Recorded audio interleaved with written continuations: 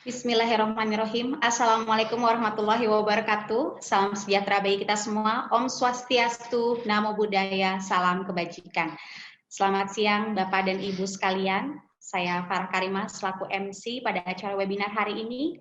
Selamat datang di acara Infrastruktur Connect Digital Series yang merupakan rangkaian kegiatan dari acara Indonesia Infrastructure Week, Konstruksi Indonesia, dan Beton Indonesia 2020 yang dapat diakses melalui platform digital Infrastructure Connect mulai tanggal 21 Oktober hingga 3 Desember 2020 mendatang dengan cara daftarkan diri Anda di infrastructureconnect.id untuk mendapatkan aksesnya. Sebelum memulai acara webinar ini, perkenankan saya untuk menginformasikan bahwa untuk mengikuti kegiatan ini secara maksimal, pastikan sinyal internet Anda dalam kondisi terbaik dan gunakan headset atau earphone bila diperlukan agar suara narasumber terdengar lebih jelas.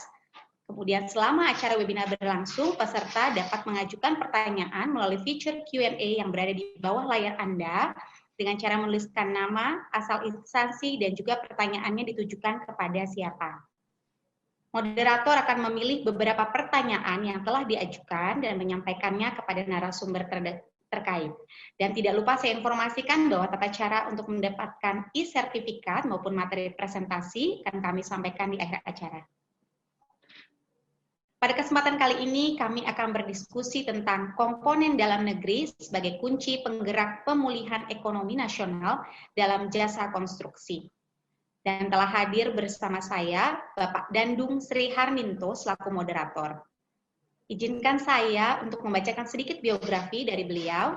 Beliau adalah Wakil Ketua Komite Tetap Kadin Indonesia bidang konstruksi dan infrastruktur tahun 2016 hingga saat ini. Founder sekaligus CEO PT Geoforce Indonesia tahun 2006 hingga saat ini. Wakil Sekretaris Jenderal Persatuan Insinyur Indonesia atau PII tahun 2018 hingga saat ini. Wakil Sekretaris Jenderal Gapensi tahun 2019 hingga saat ini. Dan selanjutnya saya persilakan kepada Bapak Dandung Sri Harminto untuk memimpin acara webinar ini. Waktu dan tempat kami persilahkan.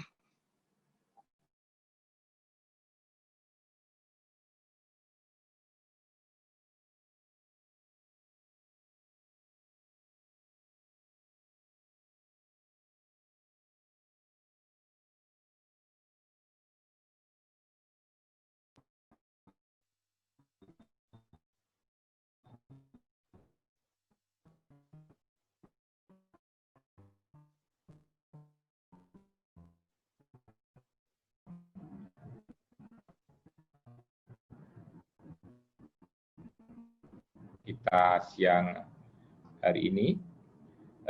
Pada siang hari ini kita akan mendiskusikan hal yang menurut saya cukup krusial pada saat-saat seperti ini. Seperti kita ketahui bersama bahwa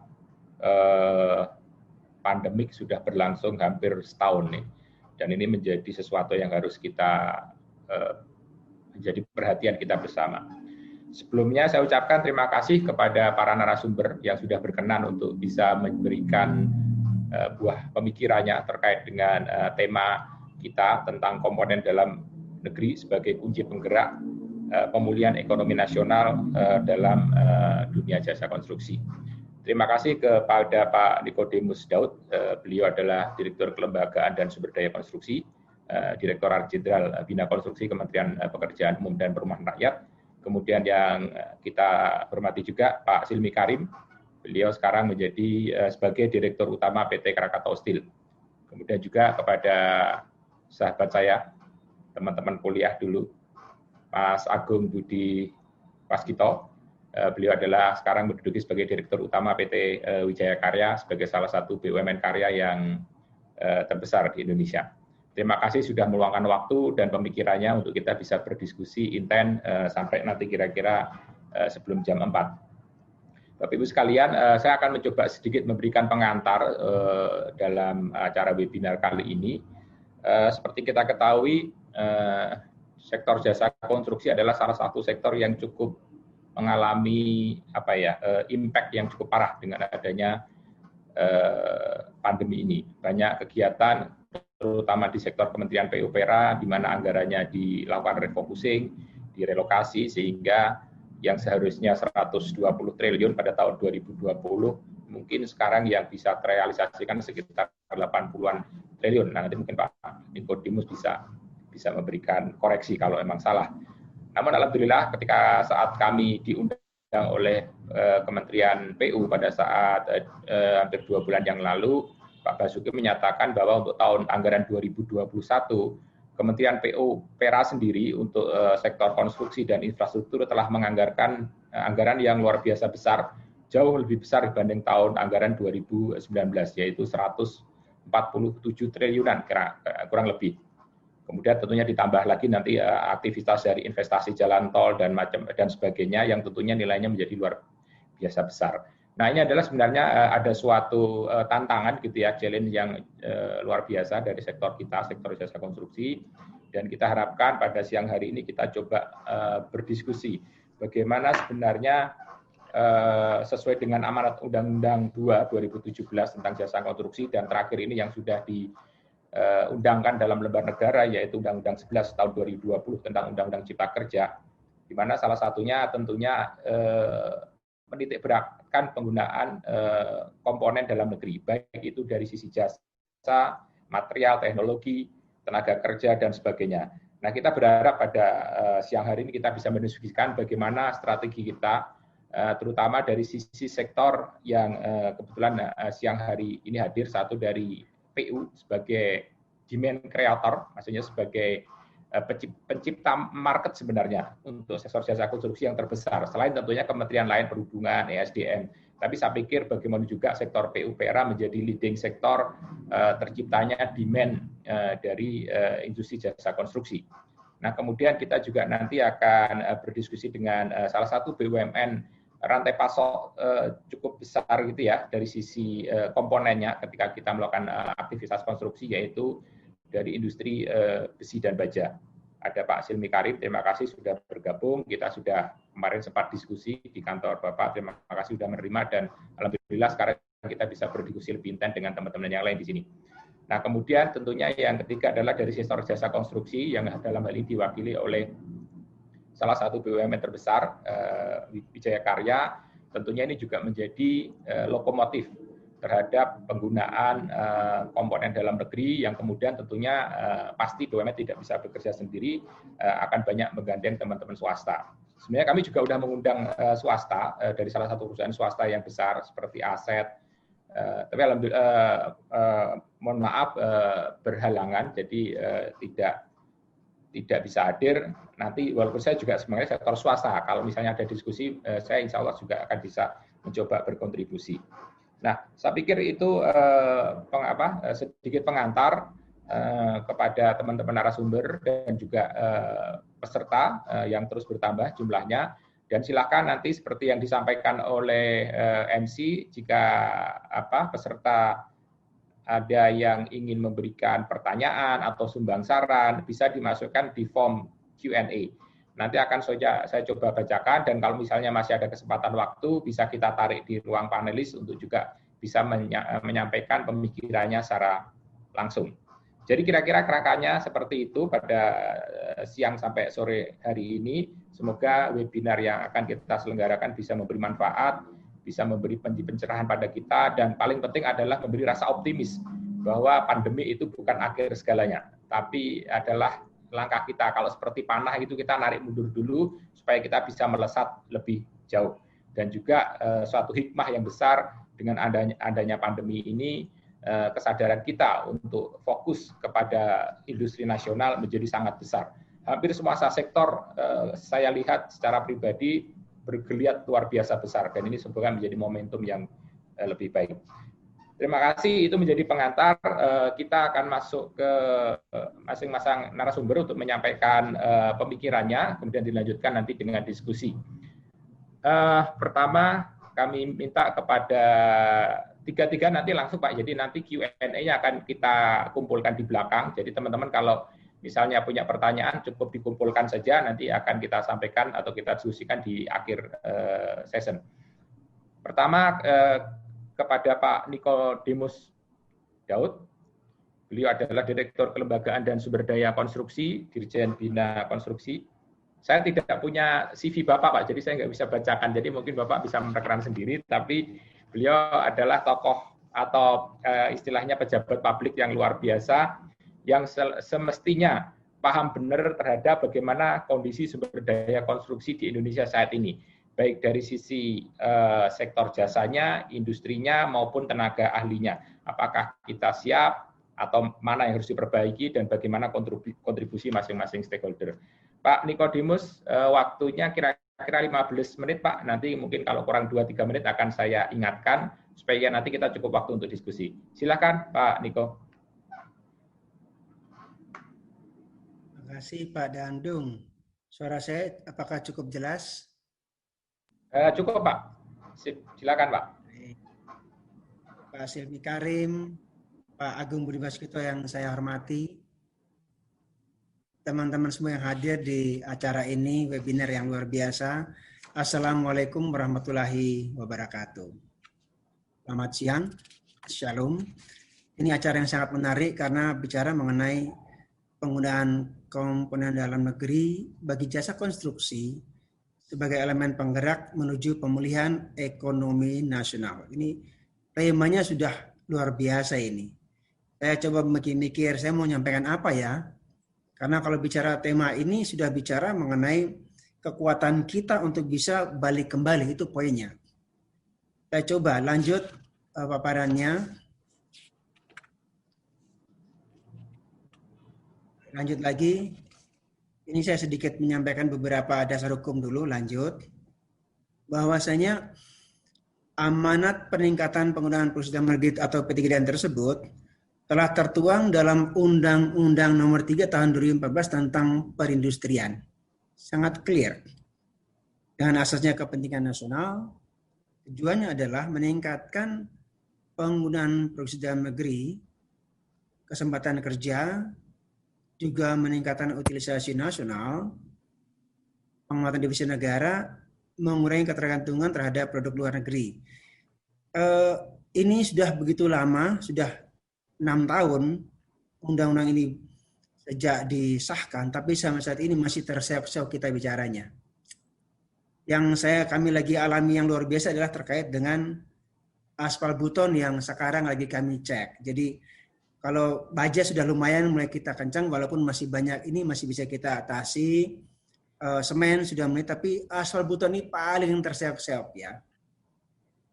Memang sudah ada kewajiban, ada sanksi, tapi kita sama-sama tahu bahwa Indonesia ini satu negara yang luar biasa. Kita berusaha selalu membuat peraturan, tapi peraturan itu juga kadang-kadang memang membuat kita itu terbelenggu sendiri. Makanya sekarang muncullah Undang-Undang Cipta Kerja ini dalam rangka untuk mengurangi belenggu-belenggu tersebut. Sehingga kita melakukan usaha akan lebih mudah. Terkait dengan P3DN ini, lanjut, juga telah ada keputusan Presiden nomor 24 tahun 2018 tentang Tim Nasional P3DN. Dengan ketuanya Menko Maritim, Wakil Ketua Menko Perekonomian. Ketua hariannya Menteri Perindustrian, nah ini saya sampaikan. Salah satu anggotanya adalah Menteri PUPR. Ya. Kenapa harus ada undang-undang, kenapa harus ada kepres ini? Karena dirasa bahwa kita ini masih kurang optimal menggunakan produksi dalam negeri. Di sini saya agak sedikit, saya sangat bangga kepada Menteri kami, Pak Basuki, karena beliau katakan, kalau seandainya saya ke lapangan, saya ketemukan masih ada menggunakan barang import yang seharusnya bisa kita produksi dalam negeri, akan saya bongkar. Ini komitmen beliau terhadap penggunaan produk dalam negeri. Lanjut. Kalau amanatnya dalam Undang-Undang Nomor 2 Tahun 2012 tentang Jasa Konstruksi dan PP Pelaksanaan Nomor 22, lanjut ya, tahun 2020, maka di Undang-Undang Nomor 2 jelas, dilanjut Mas. Pada pasal 4, ya, ayat 1 huruf E, telah tertulis meningkatnya kualitas penggunaan material dan peralatan konstruksi serta teknologi konstruksi dalam negeri. Ini clear betul. Pada pasal 17 juga sama, ini kami bold di sini. Sumber daya konstruksi sebagaimana maksud pada ayat 1 diutamakan berasal dari produksi dalam negeri itu di Undang Nomor 2. Sedangkan di PP 22, langsung sambil di paling bawah pasal 26 ayat 1 huruf B, mengoptimalkan penggunaan material dan peralatan dalam negeri. Semua aturan semua sudah ada. Undang-Undang Nomor 3 tadi juga sudah ada. Sekarang ada Undang-Undang Nomor 2 tahun 2017 juga sudah ada. PP-nya pun sudah ada. Tapi ternyata kita belum bisa betul-betul melaksanakan atau mengoptimalkan penggunaan perusahaan negeri ini karena ternyata masih banyak masalah di situ. Ada masalah distribusi, ada masalah harga, ada masalah ketersediaan. Kalau PUPR bagaimana? Lanjut. PUPR, lanjut ya Mas ya. Pada tahun ini tadi disampaikan oleh moderator sangat baik sekali. PUPR pada tahun 2021, dilanjut Mas. Kerangka program kami adalah kita fokus pada peningkatan ketahanan pangan. Lanjut. Oke. Jadi ada 5 visi presiden. Kemudian di tahun 2021 dibuat dalam tema rencana kerja pemerintah yang temanya adalah mempercepat pemulihan ekonomi dan reformasi sosial dengan fokus program ada 1, 2, 3, 4, ada 6. Ya. Ini saya juga tidak akan membacakan karena nanti bisa sudah sama-sama tahu. Ini pun kami ambil dari nota keuangan ada juga. Jadi sudah berkali-kali saya sampaikan ini. Saya kira Pak Agung, Pak Asimi udah hafal betul masalah ini. Bagaimana meningkatkan ketahanan pangan waktu saat dan Pak Menteri kumpulkan di auditorium pun sampaikan hal yang sama. Kemudian ada pengembangan konektivitas, peningkatan kesehatan lingkungan dan masyarakat, juga investasi, penguatan jaring pengaman sosial, juga ketahanan bencana dan perubahan iklim. Lanjut, ini yang tersampaikan oleh Mas Dandung, Pak Dandung ya. Jadi di awal kami 120 betul tahun 2020, kemudian jadi 75,63. Nah, yang menarik adalah pada tahun 2021 kami mendapatkan anggaran hampir 150 triliun atau tepatnya 149,81 triliun. Ini memang luar biasa. Tapi ini juga sudah banyak yang harus kami kerjakan, sekarang sudah terencana semuanya. Kami punya multi-years kontrak, kami punya KSPN, kami punya juga PEN, jadi banyak sekali. Lanjut, tambahan anggaran itu untuk apa saja? Ini sudah jelasin ya, ada ketahanan pangan, food estate dan PLG Kalimantan Tengah, juga di luar PLG juga ada di Lampung gitu kan, di NTT, kemudian ada di Humbang Hasutan juga banyak sekali. Ya ini saya agak terus karena sudah tinggal 8 menit ini ternyata cepat sekali waktu berlalu ya. Lanjut. Program basis kami untuk tahun 2021 dalam rangka percepatan pemulihan ekonomi nasional ada peningkatan ketahanan pangan, pengembangan tadi sudah sampai depan, konektivitas, kesehatan lingkungan masyarakat, juga investasi, jaring pangan sosial, bencana tadi yang sampai depan. Lanjut saja. Strategi kami juga saya kira sampaikan beberapa kali ya. Jadi melanjutkan pembangunan infrastruktur 2015 itu sudah berjalan, meningkatkan kompetensi SDM melalui sertifikasi. Nah ini pun nanti mungkin perlu hal yang menarik terkait dengan sertifikasi ini karena kita sama-sama tahu dan adanya Undang Cipta Kerja maka ada namanya KBLI 2020 untuk sertifikasi itu perlu bahas khusus tapi itu bagian dari kami. Nah hari ini saya bicara yang di 1, 2, 3, 4, 5 meningkatkan penggunaan material dan peralatan produksi dalam negeri yang memang kita bahas hari ini. Lanjut saja. Nah, saya selalu melihat waktu, begitu dipasang, saya pasang waktu saya. Jadi cepat sekali nih, lanjut. Baik. Misi proses TKDN, penerapannya ya. Yang pertama, kita ada terkait dengan nilai minimal TKDN. Menteri menetapkan nilai minimal capaian TKDN proyek konstruksi yang dilakukan dalam Renstra Kementerian Tenaga Kerja Kementerian. Yang kedua, syarat TKDN dalam PBJ.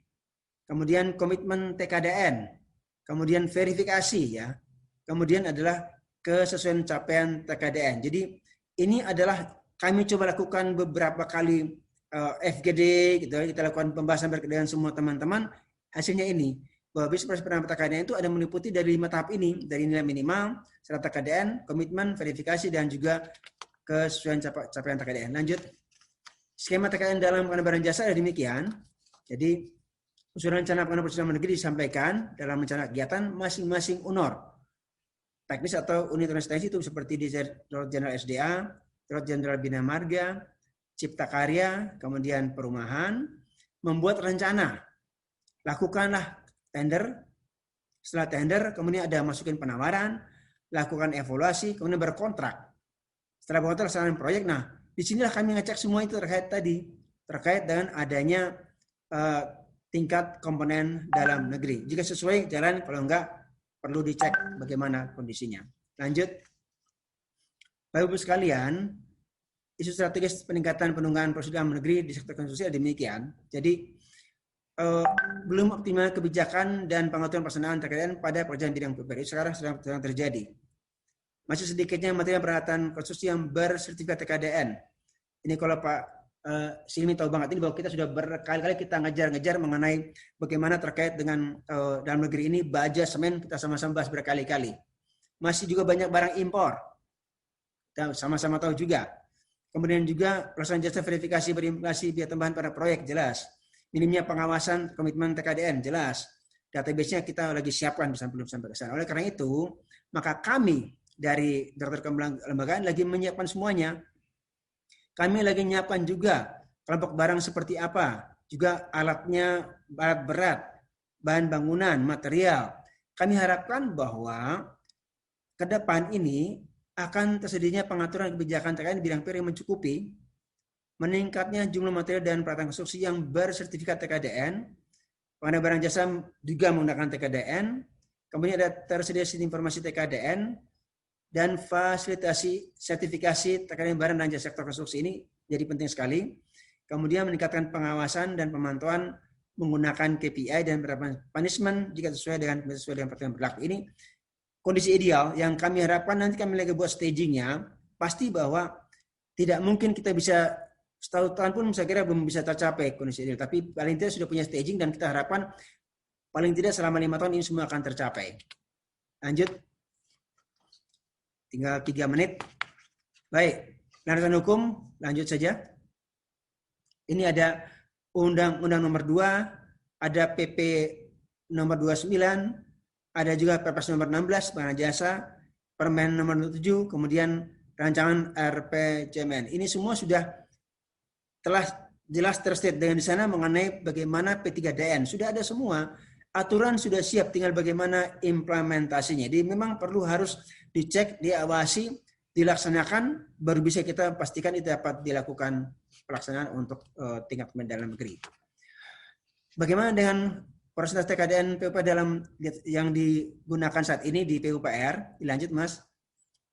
Jadi persentasenya TKDN PUPR itu ternyata sedikit di atas rata-rata nasional. Ini kami bersyukur juga, banyak sekali kami usaha untuk ini, luar biasa kami untuk ini. Kami 86,6%. Ini survei BPKP tahun 2017. Ini dibagi atas sektor SDA 96,6%, Bina Marga 78,4%, kemudian Cipta Karya 94,3%, perumahan 7,6%. Tapi masih ada persentase impor. 13,5% ini pun kami lagi berusaha untuk sangat mengurangi. Impor ini dapat terjadi kadang-kadang kita sama-sama tahu juga ada juga banyak bahan yang memang harus diimpor karena memang belum bisa diproses dalam negeri, itu kami oke. Tapi tetap kami berusaha supaya semakin lama prestasinya akan semakin kecil. Ini upaya kami lanjut dalam mendukung produksi dalam negeri, Ibu sekalian. Kami sudah berkali-kali, lanjut Mas. Ya, baik. Kami sudah melakukan kerjasama gitu ya. Kami juga tadi dengan BPKP melakukan audit. Dilihat sini bahwa ada peningkatan, makin ke sini makin berat peningkatannya. Pertama 84,50%, kemudian 85,7%, 85,86%. Jadi ke sini itu makin lama makin sedikit peningkatannya. Memang begitu. Makin ke sini itu semakin sedikit yang bisa kita lakukan penyesuaian untuk bisa dipakai sebagai produk dalam negeri. Lanjut. Ini sudah kami sampaikan berkali-kali untuk rekan nasional untuk material peralatan konstruksi. Semen 1,8%, asfalt 92,9%, tiang beton 46,7%, skim coat 56,5%, kaca dinding 50,45%. Yang ini yang masih banyak sekali ini adalah kaca lembaran. Dan aspal. Ini saya sangat ngeri. Jadi aspal itu 92,2%, kemudian kaca lembaran 24,53. Jadi kalau dalam negeri memang ini masih dua ini yang kami kejar. Tiang beton 46,7. Oke, yang lainnya di atas masih ada besi beton juga di bawah 50%. Kalau alat rata-rata TKDN-nya 25%. Lanjut. Terakhir. Lanjut lagi. Ya. Kami juga tadi yang disampaikan mengenai asbuton ini. Asbuton ini sudah merupakan program negeri yang sudah lama. Asbuton ini sejak saya belum menjadi PNS sampai sekarang masih terseok-seok. Tahun berapa tuh? Tahun 90-an. Dari Bina Marga dibawa ke Litbang, kemudian terus sampai saat ini diangkat ke Menko juga masih terseok-seok. Ini memang hal yang kita harus sama-sama kita kejar. Kita lihat ada apa, kenapa sampai sulit. Ini adalah merupakan program negeri. Lanjut. Terakhir, Bapak Ibu sekalian, maka kami merasa bahwa salah satu strategi pembangunan infrastruktur Kementerian PUPR 2024 adalah meningkatkan penggunaan material dan prosedur negeri yang memberikan nilai tambah dalam setiap infrastruktur yang terbangun sehingga dapat mengurangi ketergantungan terhadap impor. Yang kedua, penerapan TKDN pada seluruh tahapan penyelenggaraan jasa konstruksi telah diwajibkan dalam Permen PUPR nomor 7. Ini ya. Sudah ada Permen PUPR juga. Dan standar dan pedoman pengadaan jasa konstruksi melalui penyedia. Clear di situ firm juga ada permennya. Yang ketiga adalah penerapan TKDN Kementerian PUPR telah mencapai nilai yang tinggi dari penilaian BPKP, nilai di atas 80%, tetapi masih perlu juga dilakukan monitoring karena kami tahu bahwa kelihatannya sudah tinggi, tetapi ternyata di lapangan pun masih ada tempat-tempat yang masih kekurangan terhadap prosedur kita. Itu yang saya sampaikan, Mas Andung. Terima kasih. Wassalamualaikum warahmatullahi wabarakatuh. Waalaikumsalam. Terima kasih Pak Niko. Wah, ini on time. Karena di timer sendiri sama beliau. Jadi luar biasa. Jadi data-data yang disampaikan oleh Pak Niko gitu ya. Membuat kita cukup lumayan surprise. Walaupun sebenarnya saya sudah sering berdiskusi juga dengan teman-teman kementerian gitu, misalnya aspal gitu ya. Aspal ternyata hanya 9%. Jadi memang practically kita adalah full importer aspal. Padahal kita tahu setiap tahun anggaran untuk mengaspal jalan itu luar biasa besar sekali gitu. Suatu pertanyaan yang luar biasa besar juga. Kenapa gitu? Begitu anggaran untuk pekerjaan pemeliharaan jalan baru yang selalu menggunakan aspal, komponen impornya masih sedemikian tinggi. Nah, nanti ada diskusi panjang, Pak Niko ini juga sudah ada banyak pertanyaan ini di kolom Q&A, tapi nanti ditahan dulu, nanti kita akan bahas. Sekali lagi terima kasih Pak Niko atas informasi yang sudah kita berikan. Kemudian juga terkait ini langsung aja terkait dengan Pak Silmi. Data dari Kementerian PUPR ternyata 50% lebih kita masih mengimpor besi. Karena di sini datanya adalah 46,99. Artinya 53% kurang lebih itu kita masih mengimpor untuk besi beton. Belum lagi mungkin besi yang bukan untuk beton, untuk keperluan lain. Saya nggak tahu sumbernya dari mana gitu. Tapi Pak Silmi nanti bisa memberikan gambaran lebih jelas terhadap kondisi industri besi baja khususnya untuk penggunaan sektor konstruksi ya Pak Silmi ya. Oke, kita langsung Pak Silmi sehat? Alhamdulillah, badan sehat, kantong agak meriang.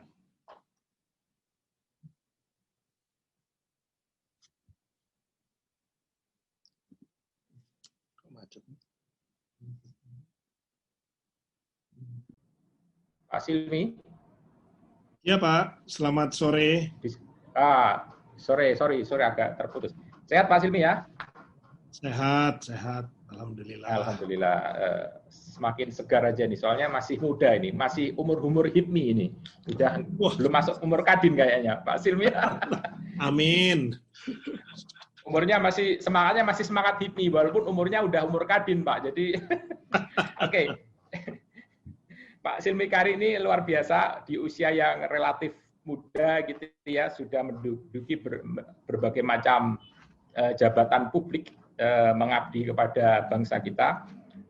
Saya kalau bacakan CV-nya terlalu panjang gitu, tapi Seperti kita ketahui, sebelum beliau menjabat menjadi Direktur Utama KS, sebelumnya beliau berada di Direktur Utama Barata Indonesia, dan sebelumnya di PT Pindad, dan sebelumnya juga pernah di Kementerian Pertahanan, dan pernah di BIN. Ini yang saya takut, Pak. Ternyata Bapak pernah kerja di intelijen.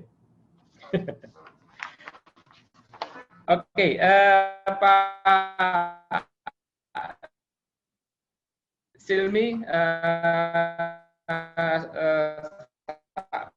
saya pikir saya tidak perlu mengenalkan terlalu jauh komisi di PT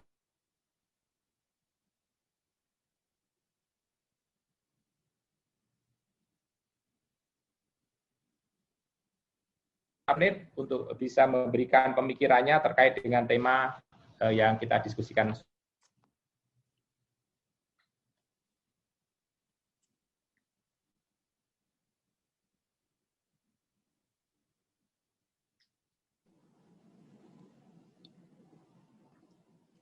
Yang nge-lag moderatornya lagi.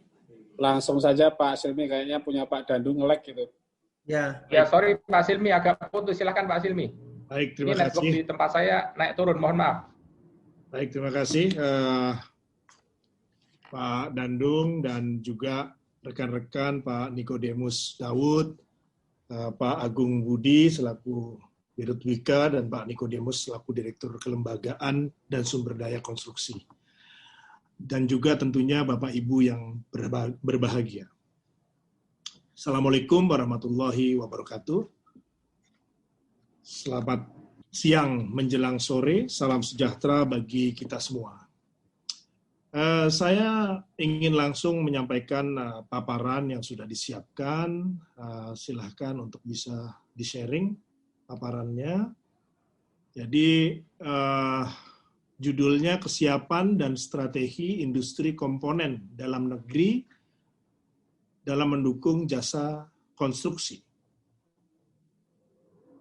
Jadi saya ingin start dengan bagaimana pohon industri baja nasional.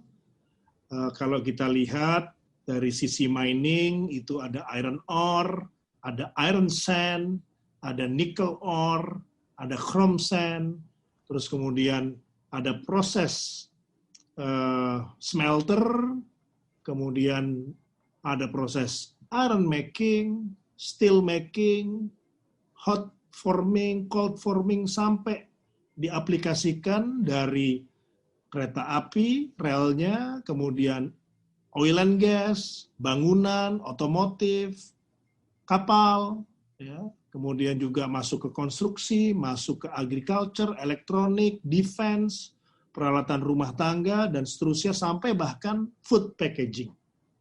Jadi bagaimana peran daripada baja pada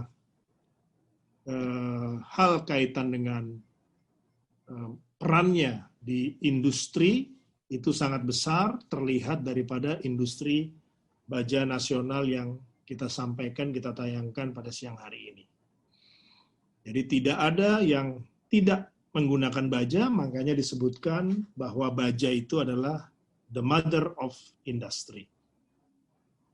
Dan di sini juga saya sampaikan ada beberapa yang memang tersedia di Krakatau Steel, kemudian tersedia di Indonesia, ya, sampai yang tidak tersedia. Sehingga ada celah pohon industri yang masih kosong, tetapi juga kita terus mengupayakan supaya pohon industrinya bisa lengkap, sehingga bisa memperkuat daya saing industri dalam negeri. Next. Ini kalau kita lihat ya bagaimana konsumsi baja per kapita untuk memperlihatkan bagaimana potensi besarnya di Indonesia dan bagaimana dengan negara lain. Kalau kita lihat ya, konsumsi baja per kapita, kita lihat grafik yang sebelah kanan. Yang tertinggi adalah Korea Selatan. Pada data 2018 mencapai 1 ton per kapita per tahun. Bila dibandingkan Indonesia masih 68 kilogram per kapita per tahun, terlihat begitu besar gapnya, Dan kalau kita ambil rata-rata itu di kisaran 300, ya, bahkan Thailand, Malaysia, Vietnam jauh di atas kita, seperti juga Singapura. Artinya di sini konsumsi baja per kapita dari sisi peluang kita masih bisa tumbuh karena mungkin infrastrukturnya masih belum semaju negara-negara yang lain atau industrinya belum semasif seperti industri di negara lain. Jadi 68 kg per kapita itu relatif kecil bila dibandingkan dengan konsumsi di negara lain. Kemudian kalau kita lihat berapa besar produksinya, ya, bisa terlihat di grafik yang sebelah kiri, ya, China itu hampir 1 miliar ya, ton per tahun produksinya, diikuti India, ini memang langsung drop karena market dunia itu lebih dari 50% dikuasai oleh Tiongkok, ya, sehingga sisanya itu diperebutkan oleh India, Jepang, Amerika Serikat, Korea Selatan, Rusia, Jerman, dan seterusnya.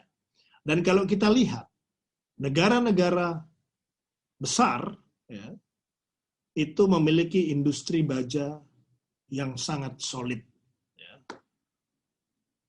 Baik itu Amerika, Jepang, Jerman, ya, kemudian Rusia, itu penghasil baja. Sampai kepada Prancis juga, ya. Sehingga kalau kita lihat di sini, begitu jelas peran daripada industri baja bagi kemajuan ekonomi ataupun juga industri di suatu negara. Kita masih di sekitar 5 juta ton. Jadi masih agak jauh gap antara Indonesia dengan negara lain, apalagi bila dibandingkan dengan Tiongkok. Next.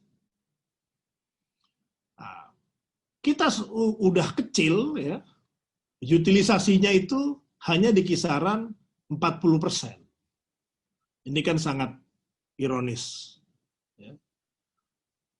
Artinya kan kapasitas terpasangnya hanya dipakai 40%. Dan kalau kita lihat impornya, ya, seperti HRC itu 51% impor, plate 31%, control coil CRC itu 73%, dan seterusnya. Nah, ini yang merupakan pekerjaan rumah kita agar utilisasi industri baja yang sudah ada di Indonesia bisa meningkat, sehingga bisa ikut memberikan kontribusi kepada pertumbuhan ekonomi. Apalagi kita ketahui juga bahwa impor baja itu nomor 3 terbesar komoditas impor menurut neraca perdagangan Indonesia. Jadi kalau kita bisa swasembada di baja, artinya kita ikut membantu tekanan terhadap neraca perdagangan. Next. Nah, ini yang saya perlu share, karena banyak yang belum tahu bagaimana ujung daripada lini pertama produk baja, sehingga ada keterbatasan pemahaman kaitan dengan dipikir misalnya baja itu hanya batangan aja.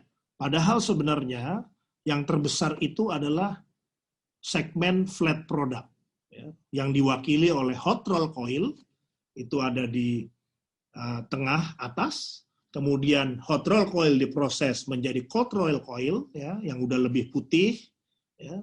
Terus kemudian hot roll coil bisa juga langsung menjadi plate, dipotong-potong, ini di kiri bawah. Terus juga ada produk namanya wire rod, itu di kiri atas, ya, ini bisa jadi kawat, bisa jadi paku, dan juga turunan lainnya seperti juga wire mesh. Kemudian section atau siku, ya, ini juga dipakai oleh PLN, ya, buat tower itu pakainya section. Terus kemudian H atau I-beam di kanan bawah. Jadi selain produk-produk long atau besi beton kalau di lingkungan konstruksi menyebutkan, ya, tetapi sebenarnya yang terbesar itu pangsa pasarnya ada di flat product, hot roll coil, cold roll coil, dan plate. Nah, KS sendiri produksi terbesarnya adalah di hot roll coil dengan kapasitas 2,4 juta ton per tahun. Kalau cold roll coil-nya ada sekitar di 800.000, ya. Kemudian untuk plate-nya itu adalah turunan daripada hot roll coil. Kalau di Krakatau POSCO sendiri itu di 1,5 juta. Kemudian di wire rod-nya Krakatau Steel memproduksi sekitar 400.000. Ya, kalau di section dan Habim itu ada di kisaran juga sekitar 250.000 sampai 350.000. Ini yang sedang saya bangun di KS agar produksinya bisa semakin banyak dan bisa mengurangi impor. Next. Kalau kita lihat, ya, demand baja nasional itu meningkat, ya, dari 2015 sampai ke 2019. Dari 11 juta naik 12,7 juta, 13,6 sampai 15,9. Tapi sayangnya impornya juga besar, ya, walaupun juga kita ada ekspor. Nah, di masa pandemi, ya, saya membandingkan juga di grafik sebelah kanan atas, itu perbandingan semester 1 dengan semester 1 2020, dari 2019 ke 2020. Memang terjadi penurunan, khususnya di triwulan kedua tahun 2020, karena COVID. Nah, kalau yang sebelah kiri bawah adalah tabelnya. Nah, dari sini impor kita mesti lakukan upaya agar tidak merajalela dan akhirnya malah mengganggu perekonomian nasional. Jangan lihat hanya jangka pendek. Kalau jangka pendek itu kan kecenderungan kita mencari produk yang murah. Ya. Tentu kita juga sedang membenahi daya saing produk baja nasional, dan alhamdulillah dengan adanya restrukturisasi dan transformasi KS, kita dapat menurunkan biaya sampai kurang lebih sekitar 50%. Nah, tapi itu belum cukup, karena ada hal yang harus juga dibenahi dari sisi izin import. Tetapi saya juga harus apresiasi bahwasanya pemerintah khususnya di tahun 2020 sangat selektif memberikan izin import dibandingkan tahun-tahun sebelumnya. Next. Nah, ini kalau kita bagi per sektor, 78% masih didominasi oleh sektor konstruksi, dilanjutkan transportasi, minyak dan gas, permesinan, dan lainnya. Jadi, konstruksi masih berperan besar bagi industri baja nasional. Next. Nah, bila kita lihat bagaimana peluang industri baja, sebenarnya peluang tersebut sangat besar apabila kita lihat rencana pembangunan jangka menengah nasional 2020-2024. Apalagi jika kota baru, ibu kota baru yang sudah dicanangkan tapi tertunda karena pandemi COVID itu bisa terlaksana, itu akan juga meningkatkan demand daripada industri baja nasional. Jadi di samping kita harus membangun industrinya, tetapi demand pun itu juga biasanya pemerintah ikut memberikan satu perhatian, ya. Bahkan di China itu sempat ada Ministry of Steel, dan di India sampai saat ini masih ada Kementerian Baja. Ya, artinya perhatian pemerintah China dan India terhadap industri baja nasional itu juga sangat tinggi, karena baja adalah sebagai sumber daripada penopang perekonomian di suatu negara. Next. Nah, salah satu transformasi yang dilakukan selain kita membicarakan internal, ya, di Krakatau Steel, dan juga ini juga diikuti oleh beberapa produsen baja nasional lainnya, ya, kita juga masuk kepada produk hilir atau kita namakan hilirisasi. Jadi saya beserta seluruh rekan-rekan di KS menggunakan konsep sharing ekonomi ya, sehingga kita investasi capitalnya boleh dibilang sama dengan 0. Kenapa bisa seperti ini? Karena saya prihatin melihat rendahnya utilisasi pabrik baja yang tadi saya sampaikan sekitar 40% hanya terpakai. Nah, sisa 60%-nya itu kan idle. Nah, karena KS ada di hulu, artinya kan produk KS menjadi bahan baku untuk produk hilir. Sehingga ini adalah strategi atau inisiatif KS untuk meningkatkan utilisasi tanpa harus membangun pabrik. Ya. Ini sangat baik karena dengan kita mengoptimalkan utilisasi, kita tidak perlu membangun pabrik yang bisa memakan waktu 3 tahun, terus kemudian kita tidak perlu lagi investasi karena kita hanya menyiapkan bahan baku dan mungkin biaya-biaya variabel sehingga menguntungkan bagi pemilik pabrik maupun juga Krakatau Steel. Dan umumnya pemilik pabrik tersebut adalah pelanggan-pelanggan Krakatau Steel. Jadi kita juga tidak mau mengganggu market yang sudah terbangun. Jadi kita malah memberikan efisiensi kepada pabrik-pabrik yang bekerja sama dengan KS. Dan ini terus kita lakukan, tahun ini trial, tahun depan kita sudah masif melakukan eksekusi atas inisiatif tersebut. Next.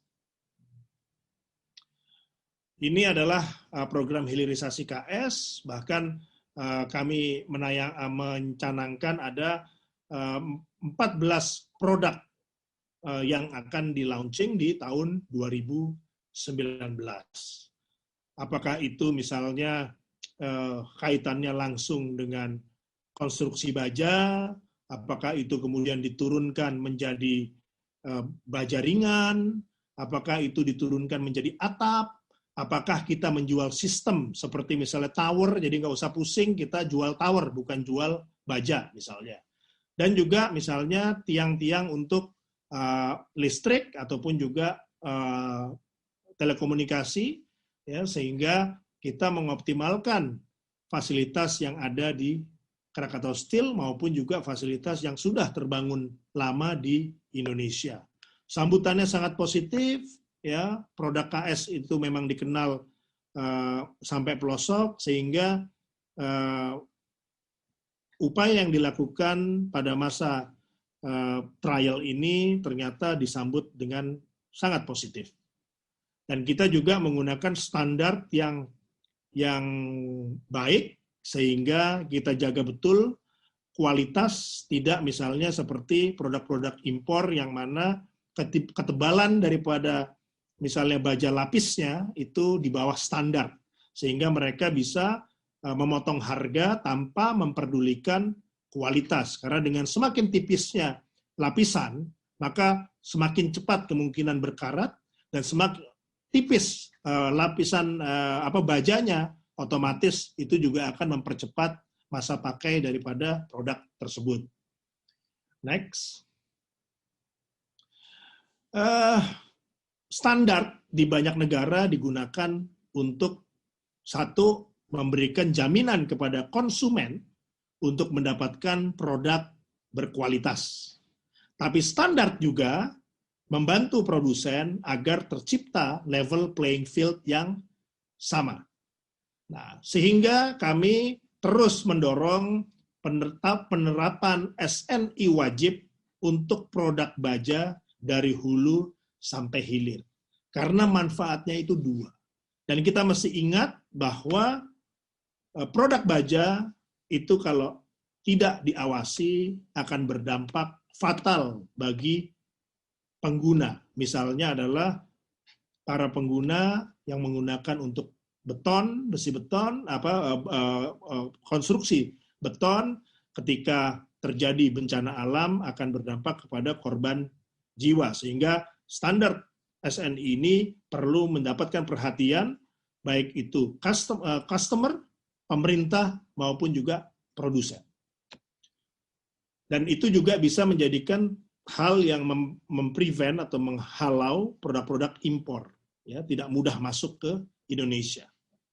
Competitiveness adalah keharusan, sehingga tidak mungkin kita menghindari yang namanya peningkatan persaingan.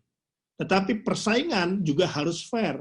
Jangan sampai diakali oleh pelaku import, misalnya yang marak pada terjadi di Indonesia adalah melakukan penyimpangan penggunaan HS code untuk menghindari bea masuk. Ataupun juga prosesnya tidak standar, sehingga ada proses-proses yang di bypass, tentu menjadikan produk tersebut menjadi lebih murah, dan itu sangat berbahaya. Next.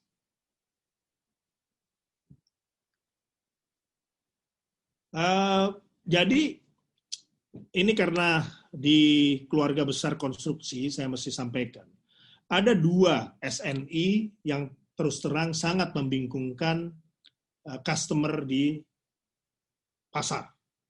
Kenapa saya bilang membingungkan? Hanya segelintir orang yang mengerti adanya SNI baja tulangan beton dengan nomor 2052.2/2017. Masih ada SNI kedua, yaitu baja keperluan umum, BJKU, SNI 7614/2010.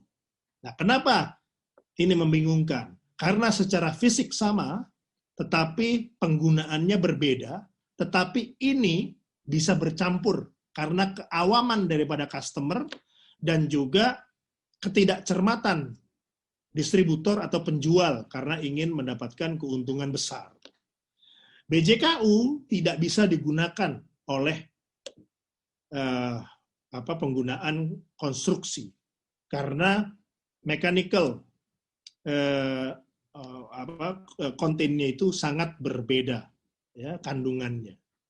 Dan ini berbahaya ketika terjadi bencana alam atau hal-hal yang di luar keadaan normal. BJKU bajanya itu bisa digunakan untuk misalnya furniture atau hal-hal yang tidak berdampak kepada konstruksi. Tetapi di pasaran ini digunakan sebagai, ini adalah produk baja ber-SNI. Dan saya menemukan di lapangan banyak sekali toko-toko bangunan meyakinkan bahwa ini adalah baja ber-SNI. Tetapi apakah SNI-nya ini benar atau sesuai atau tidak? Ini yang menjadi PR bagi masyarakat, ya, sehingga tanpa mereka ketahui, mereka membeli produk yang salah. Dan ini sangat berbahaya. Sehingga memang kita meminta agar SNI BJKU bisa dihapuskan, ya, sehingga tidak membingungkan market, ya, dan ini juga untuk kebaikan kita bersama. Next. Nah, ini yang secara detail, ya, bisa terlihat, ya, karena ada perbedaan proses, yang satu induction furnace, yang satu lagi adalah menggunakan EAF atau blast furnace, electric arc furnace dan blast furnace.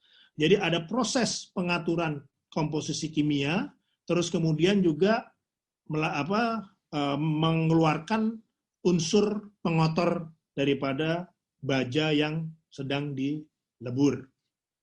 Dan ini kalau ada miss, artinya perhitungan sipilnya juga menjadi berubah, bahkan sudah tidak bisa digunakan lagi. Next. 3 menit lagi Pak Silmi, kalau bisa dipercepat sedikit.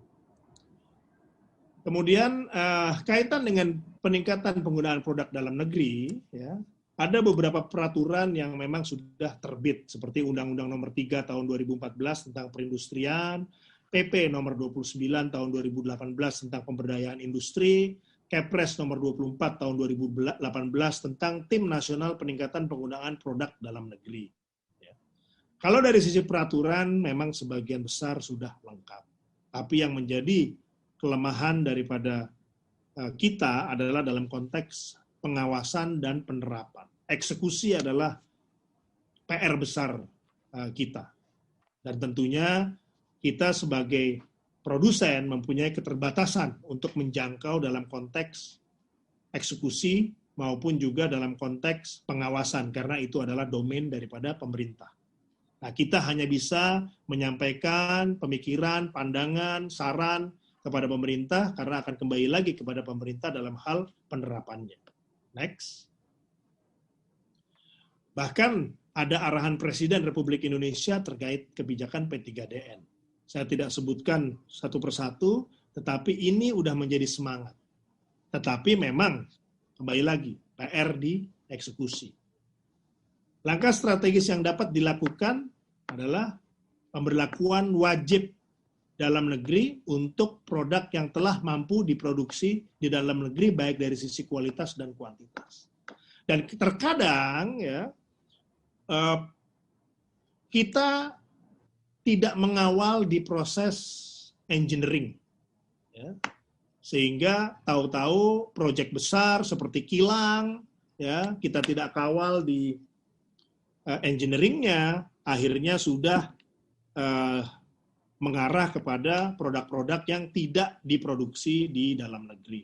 Sehingga saya juga di KS sendiri, tim mengawal sampai dari proses engineering agar bisa dipastikan penggunaan produk dalam negeri. Next. Nggak sampai 3 menit sudah selesai. Kalau boleh saya menyampaikan kembali bahwa satu, baja nasional masih memiliki, industri baja nasional masih memiliki peluang besar ke depan karena konsumsi daripada baja per kapita nasional itu masih relatif rendah dibandingkan dengan negara-negara lain. Kemudian kita mempunyai beberapa pekerjaan rumah kaitan dengan eksekusi, penerapan, aturan ya daripada yang sudah ada agar bisa tercipta satu level playing field yang sama atas produsen. Kemudian yang berikutnya adalah standar dalam konteks menjaga kepentingan daripada konsumen ya, dan juga standar dalam mengurangi tekanan terhadap produk impor ya. Dan juga tentunya kebijakan-kebijakan lain yang bisa membangun satu ekosistem industri baja nasional yang bisa menghasilkan produk berdaya saing dan juga berkualitas baik. Dan saya optimis atas perkembangan daripada industri baja nasional ya, dari beberapa hal yang kami lakukan dalam upaya meningkatkan peran industri dalam negeri selalu mendapatkan feedback yang positif, tetapi memang masih diperlukan waktu untuk kita lalui, kita dengan edukasi dan lain sebagainya sampai kepada result terakhir. Terima kasih kepada para panitia dan juga peserta pada webinar pada siang sore hari ini. Semoga bermanfaat. Terima kasih. Assalamualaikum warahmatullahi wabarakatuh. Waalaikumsalam warahmatullahi wabarakatuh. Terima kasih Pak Silmi. Saya mohon maaf tadi sempat internet saya drop di awal-awal. Semoga tidak mengganggu. Secara konten saya pikir luar biasa Pak Silmi sudah memberikan data sangat berlimpah sehingga kita kemudian bisa punya figur tentang kondisi salah satu rantai pasok sebenarnya. Tadi disebutkan ada semen, ada kaca, ada berbagai macam gitu ya. Nah, selanjutnya kita akan ke Pak Agung. Tadi mungkin sedikit suatu garis merah yang menarik sebenarnya dari apa yang sudah disampaikan Pak Niko tadi tentang bagaimana mulai proses perencanaan, pengawasan sampai serah terima yang ketat. Ketika perencanaan menggunakan produksi dalam negeri, kemudian menjadi persyarat untuk serah terima pekerjaan. Kalau tadi juga Pak Silmi juga sudah menyatakan bahwa seharusnya segala sesuatu diawali dari ketika proses perencanaan atau demand-nya seperti apa dari pemerintah. Tapi ternyata di lapangan banyak sekali kendala seperti disampaikan oleh Pak Niko dan Pak Silmi bahwa aturannya sebenarnya sudah cukup. Regulasi mulai dari PP, Kepmen dan sebagainya semua sudah mengatur. Tapi selalu lemahnya pada saat implementasi, pada saat dikontrol. Nah ini tentunya menjadi PR kita bersama bagaimana aturan yang sudah ada itu bisa kita laksanakan oleh seluruh stakeholder.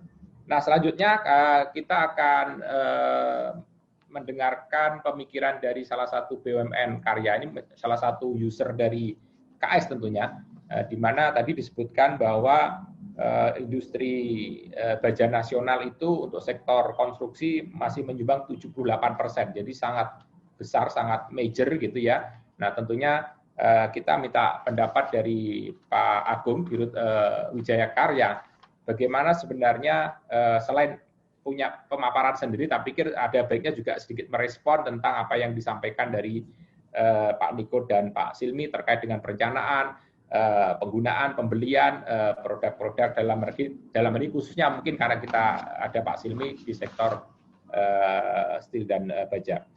Pak Agung saat ini menjabat sebagai Direktur Utama Wijaya Karya sejak lulus, saya pikir tahun 96 kalau nggak salah, beliau sudah berkarir di Wika, jadi belum pindah-pindah, mulai dari bawah sampai puncak selalu di Wika. Beda sama Pak Silmi kan pindah-pindah Pak ya. Kalau Pak Agung ini nggak Pak, diam aja di tempat, jadi bedanya itu Pak. Pak Silmi kan kepal kemana gitu ya, kepindah. Nah ini Pak Agung setia. Pak Silmi mungkin tipenya kurang setia mungkin dalam konteks. Maaf Pak Silmi, bercanda. Oke Pak Agung, silakan waktunya 15-an menit untuk menyampaikan pemikirannya. Waktu dan tempat kami persilakan.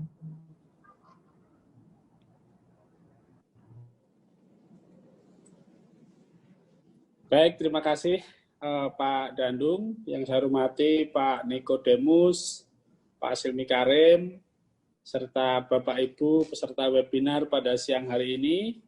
Assalamualaikum warahmatullahi wabarakatuh. Selamat siang, salam sejahtera buat kita semua.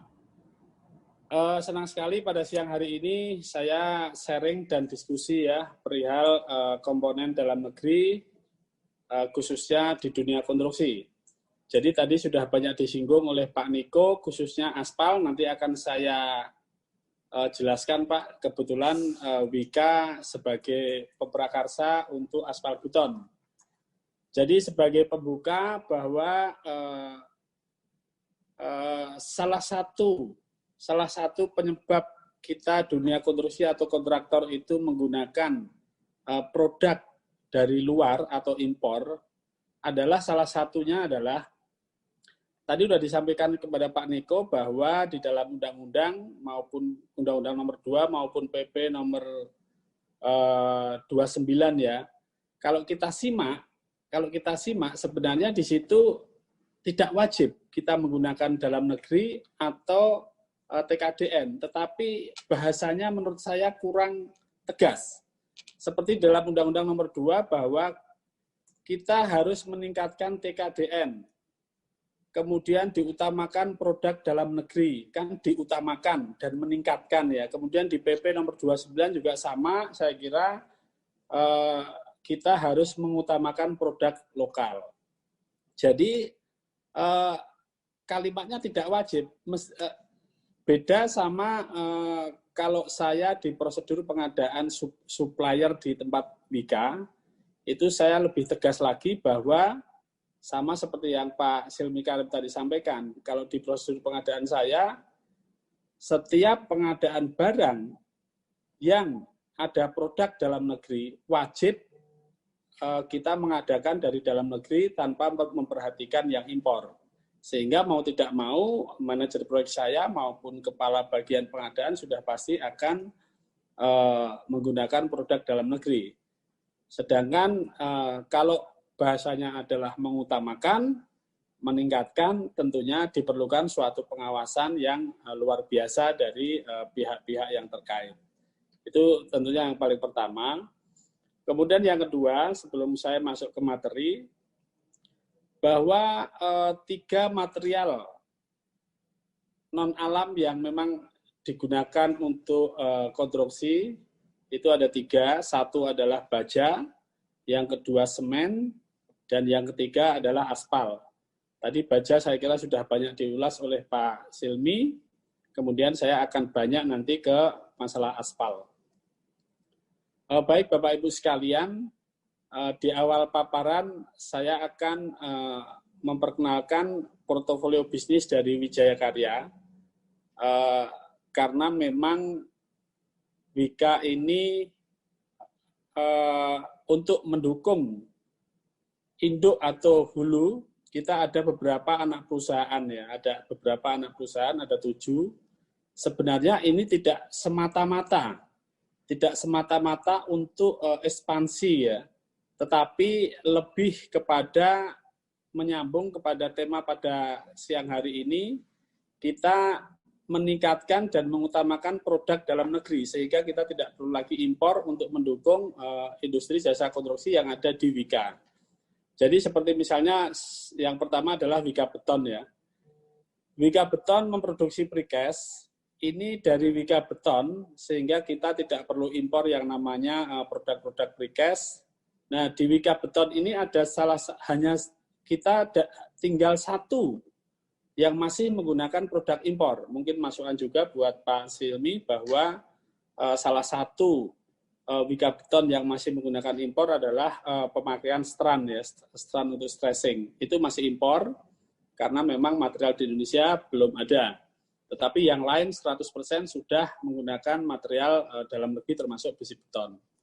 Kemudian kita punya anak perusahaan Wika Gedung yang mensupport untuk Haris Building Wika, yang mana kita juga mengutamakan dan mewajibkan material itu dari dalam negeri dimulai sejak proses engineering. Jadi tadi disampaikan memang kita harus mengawali dari proses engineering atau desain ya, sehingga diimplementasinya sudah pasti akan menggunakan produk dalam negeri, kecuali memang ada request dari owner.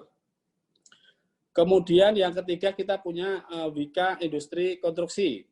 Ini salah satu juga upaya Wika untuk meningkatkan produk-produk dalam negeri, di mana di dalam Wika Konstruksi ini kita mempunyai industri manufaktur, di antaranya adalah salah satunya adalah motor listrik gesit, yang mana Wika mempelopori motor listrik yang ada di Indonesia, dan sekarang TKDN juga sudah memenuhi syarat di atas 40%, dan kita akan bergerak naik, harapannya di tahun 2021, TKDN untuk motor gesit ini akan mencapai di atas 60%.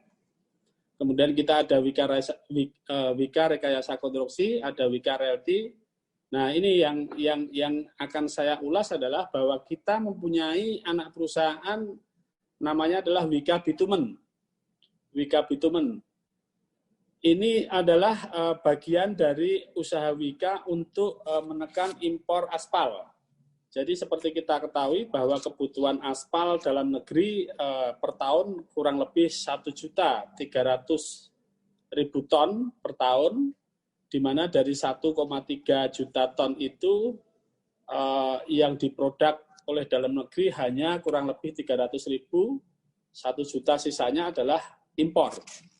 Sehingga memang kami sudah melaksanakan R&D sudah kurang lebih hampir 5 tahun, dan sekarang adalah masa untuk memproduksi aspal bitumen ini, yang mana nanti akan kami jelaskan bahwa proses sampai dengan saat ini sudah melewati R&D dan sekarang sudah mulai untuk memproduksi ya. Kemudian kita juga punya beberapa anak perusahaan yang bergerak di bidang transportasi. Ada Seaport, kemudian Railway, diantaranya adalah KCIC. Sedikit cerita, KCIC ini kereta cepat, ya, kereta cepat Jakarta-Bandung, di mana Indonesia mengerjakan 30% daripada porsi konstruksi, 70% dikerjakan oleh Cina. Salah satu komitmen Wika dalam pembangunan kereta cepat ini adalah kita mengoptimalkan pemakaian dalam negeri. Jadi kalau di kereta cepat ini, besinya untuk kontraktor Cina adalah mendatangkan dari Cina, tetapi saya tetap berkomitmen adalah dari produk dalam negeri. Begitu juga material yang lain.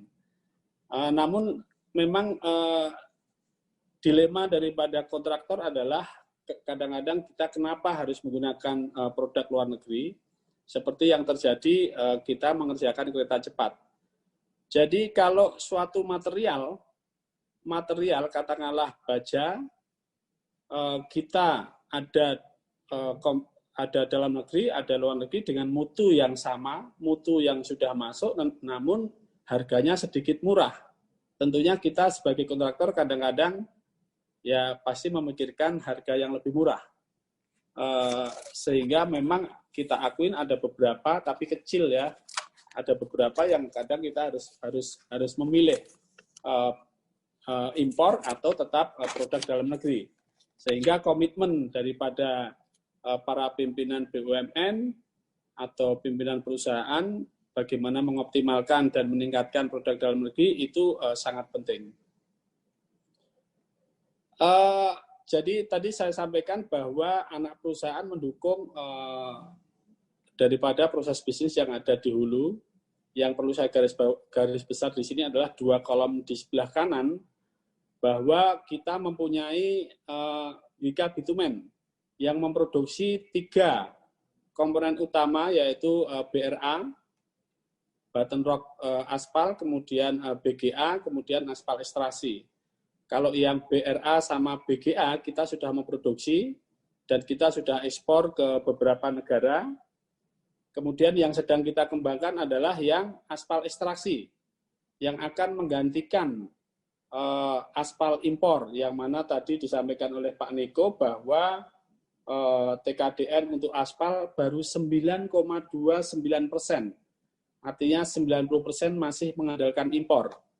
Itu yang sedang kita kejar, sehingga pada tahun 2023 harapannya kita sudah mengambil posisi 50% dari impor itu sudah bisa kita produksi sendiri. Kemudian yang sebelah kanan kita punya namanya industri energi, jadi khusus untuk memproduksi renewable energy, di mana sekaligus promosi ya bahwa Wika telah memproduksi photovoltaik, kemudian water heater, LED system yang semuanya adalah kita produksi, kita manufaktur di Indonesia, dan komponennya adalah mayoritas adalah komponen dalam negeri, sehingga kita tidak perlu repot-repot untuk mengimpor dari luar. Dan ini saya kira juga harganya juga sangat kompetitif, artinya kalau kita berusaha untuk memproduksi, memanufaktur di Indonesia, untuk barang-barang yang selama ini kita impor memang tentunya sangat kompetitif. Hanya satu hal saja yang paling bawah adalah Wika Baterai. Saat ini kita sedang mengembangkan baru dalam tahap riset dan development, yang nantinya kita targetkan dalam 2 tahun ke depan kita sudah bisa berproduksi sendiri, tidak perlu impor. Karena memang baterai saat ini hampir 100% adalah impor ya. Nah ini gambaran in-house product yang dihasilkan di Wika. Salah satu yang bisa kita lihat gambar yang ada di tengah di atas itu adalah salah satu proyek kita di flyover Teluk Lamong yang kita mengerjakan proyek dari Pelindo 3. Ini adalah kita mengerjakan menggunakan teknologi Prancis atau Matiere ya. Kita bekerja sama dengan Prancis Matiere. Namun kesepakatannya adalah bahwa saya harus menggunakan produk dalam negeri, sehingga Habim baja yang kita gunakan juga menggunakan proyek dalam negeri. Kemudian di bawahnya bisa kita lihat granuler aspal. Jadi di Buton, di Lawele sama Kabungka itu ternyata produknya sangat baik digunakan untuk material aspal. Sehingga sambil kita memproduksi ekstrasi aspal, kita saat ini sudah memproduksi granuler aspal yang kita jual, kita ekspor ke Cina, ke Turki, sebagai bahan campuran aspal. Dan ini sudah kita lakukan. Kemudian di kanan adalah produk-produk Wika, renewable energy yang bisa berkompetisi dengan produk-produk impor yang ada di pasaran Indonesia. Nah, menjawab tantangan bahwa aspal di Indonesia TKDN-nya masih 9%, artinya 90% masih impor, dan memang faktanya adalah demikian. Sehingga memang kita dituntut untuk segera menekan impor. Kita sudah melakukan riset dan development ini sejak tahun 2009, kemudian 2015 ya, 2015. Kemudian pada tahun 2018 kita sudah membangun dengan produksi yang kecil, kita sebut mini extraction plant, itu dengan kapasitas 2.000 ton per year, dan saat ini sudah bisa berproduksi, namun reliability-nya masih kecil sehingga kita perlu perbaikan. Tapi pendidikan yang bisa kita ambil dari sini bahwa dari yang kita hasilkan, Pak Niko, bahwa kita sudah melakukan uji gelar di 2 tempat ya.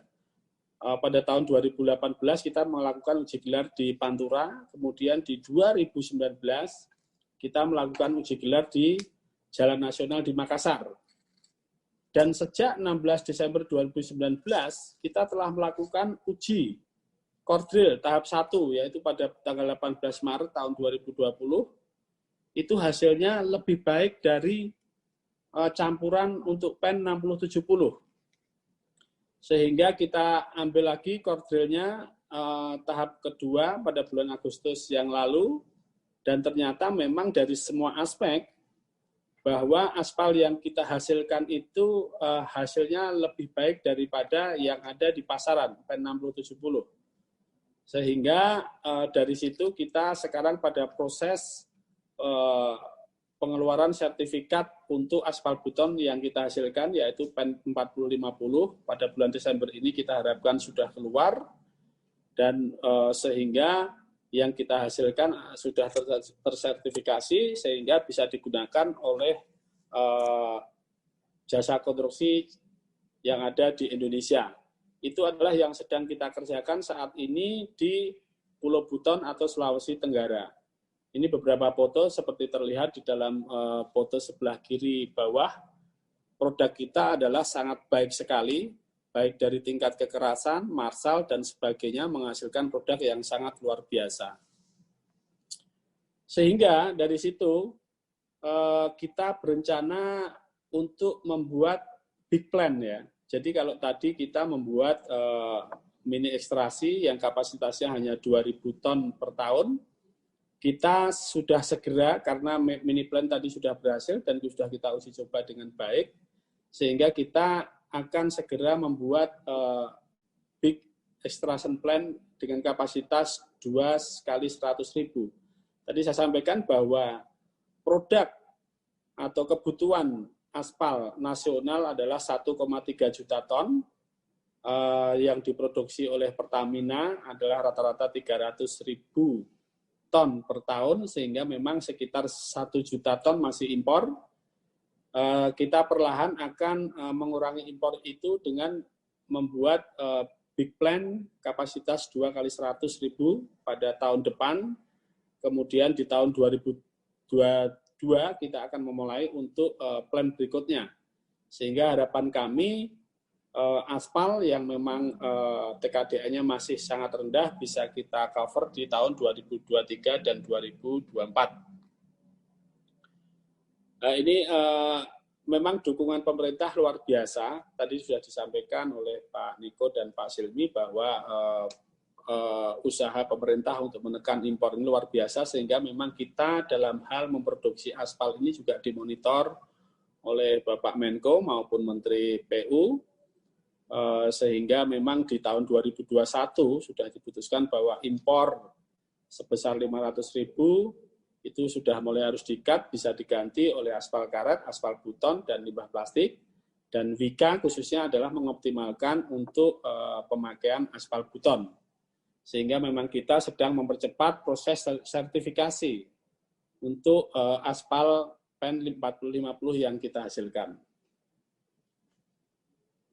Bapak Ibu sekalian, bahwa tentunya di dalam konstruksi ke depan maupun sekarang ada beberapa tantangan yang memang sehingga kita kadang-kadang harus menggunakan material impor. Di antaranya adalah kita akuin bahwa masih banyak dan cukup banyak ya produk baja impor baik dari Cina, dari Vietnam dengan jumlah yang sangat besar.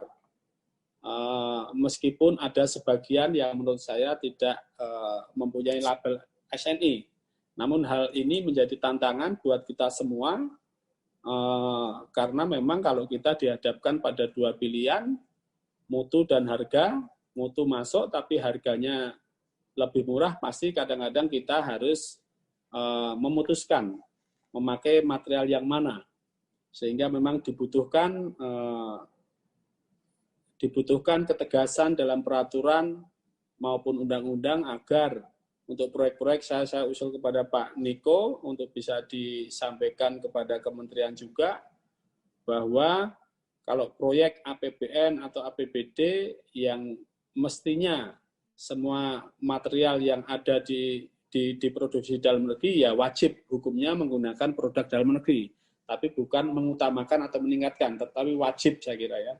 Wajib sehingga kita bisa meningkatkan TKDN maupun mengoptimalkan produk dalam negeri. Yang kedua, tidak bisa kita pungkiri bahwa mesin-mesin konstruksi yang high teknologi, kita akuin kita memang masih menggunakan impor. Seperti crane, kemudian alat bor. Kalau eskavator, ya alhamdulillah kita sudah mulai, Pindad sudah memproduksi eskavator.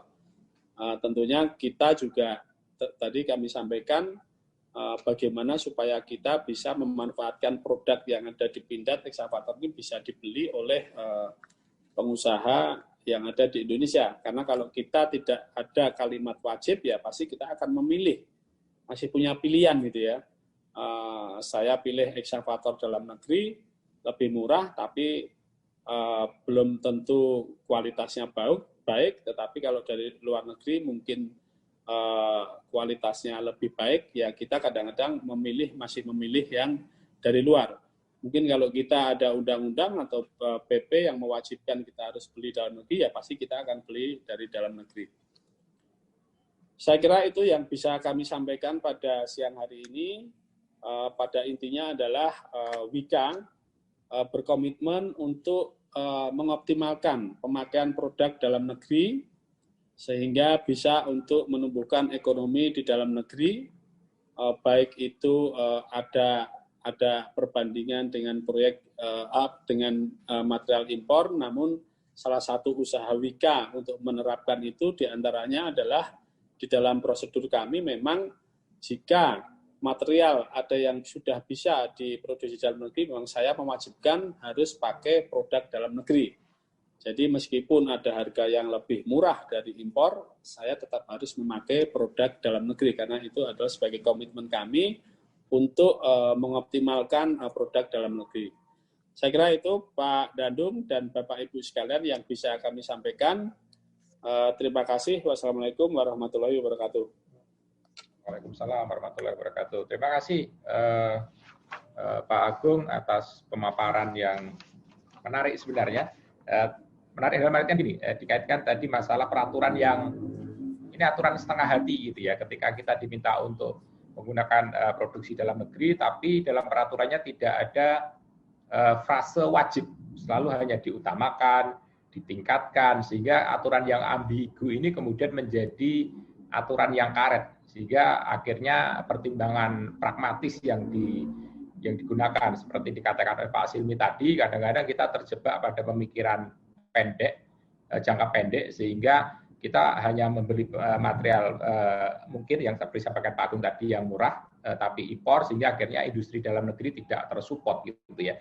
Nah kira-kira itu yang poin, walaupun poinnya banyak.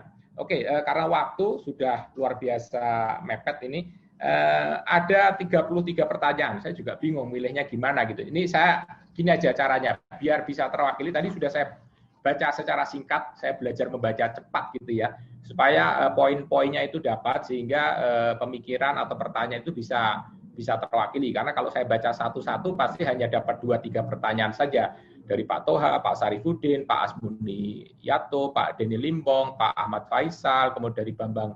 Ini banyak sekali, Pak Praditya, Pak Samuel, kemudian Pak Kurniawan. Ini nggak mungkin saya bacakan satu-satu, tapi intinya gini yang saya tangkap, yang mungkin langsung aja bisa dijawab oleh ketiga narasumber kita, dan ini menjadi bahan diskusi. Pertanyaan yang pertama, ini mungkin bisa dijawab oleh Pak Silmi atau Pak Agung, masalah hilirisasi. Jadi kan Pak Silmi menyatakan bahwa KS akan berusaha untuk masuk ke yang lebih hilir gitu ya. Nah, konsekuensinya tentunya akan membuat mungkin anak cucu perusahaan yang kemarin sempat ramai, ngapain juga Pak Erick Thohir pun juga berusaha untuk ini dikurangi. Nah, Kira-kira pendapatnya bagaimana Pak ketika terjadi proses hilirisasi, kemudian bagaimana kalau itu juga melibatkan UMKM? Itu satu Pak, nanti dijawab bareng-bareng aja Pak, biar cepat. Kemudian terkait dengan penggunaan material impor terkait dengan loan Pak, ini mungkin Pak Niko bisa menjelaskan kalau misalnya itu loan, misalnya dikerjakan oleh Wika katakanlah gitu. Nah kira-kira ya bagaimana polisinya? Kalau loan apakah juga harus mutlak seperti tadi dikatakan Pak Agung, kereta cepat yang dikerjakan ya Cina ya boleh bebas saja, padahal itu proyek kan ada di Indonesia gitu ya. Nah itu dua dulu, kemudian yang ketiga biar nyambung tadi terkait dengan polisi penggunaan aspal buton gitu ya.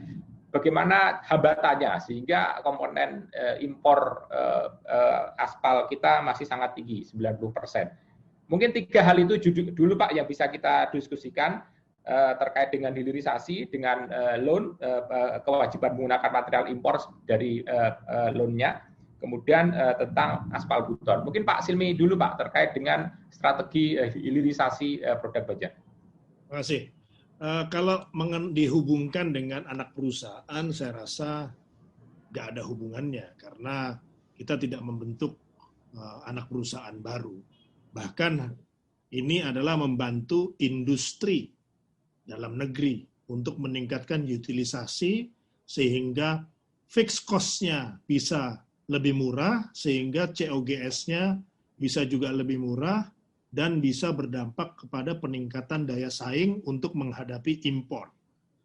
UMKM tentu dilibatkan dalam konteks misalnya distribusi ya, di setiap daerah.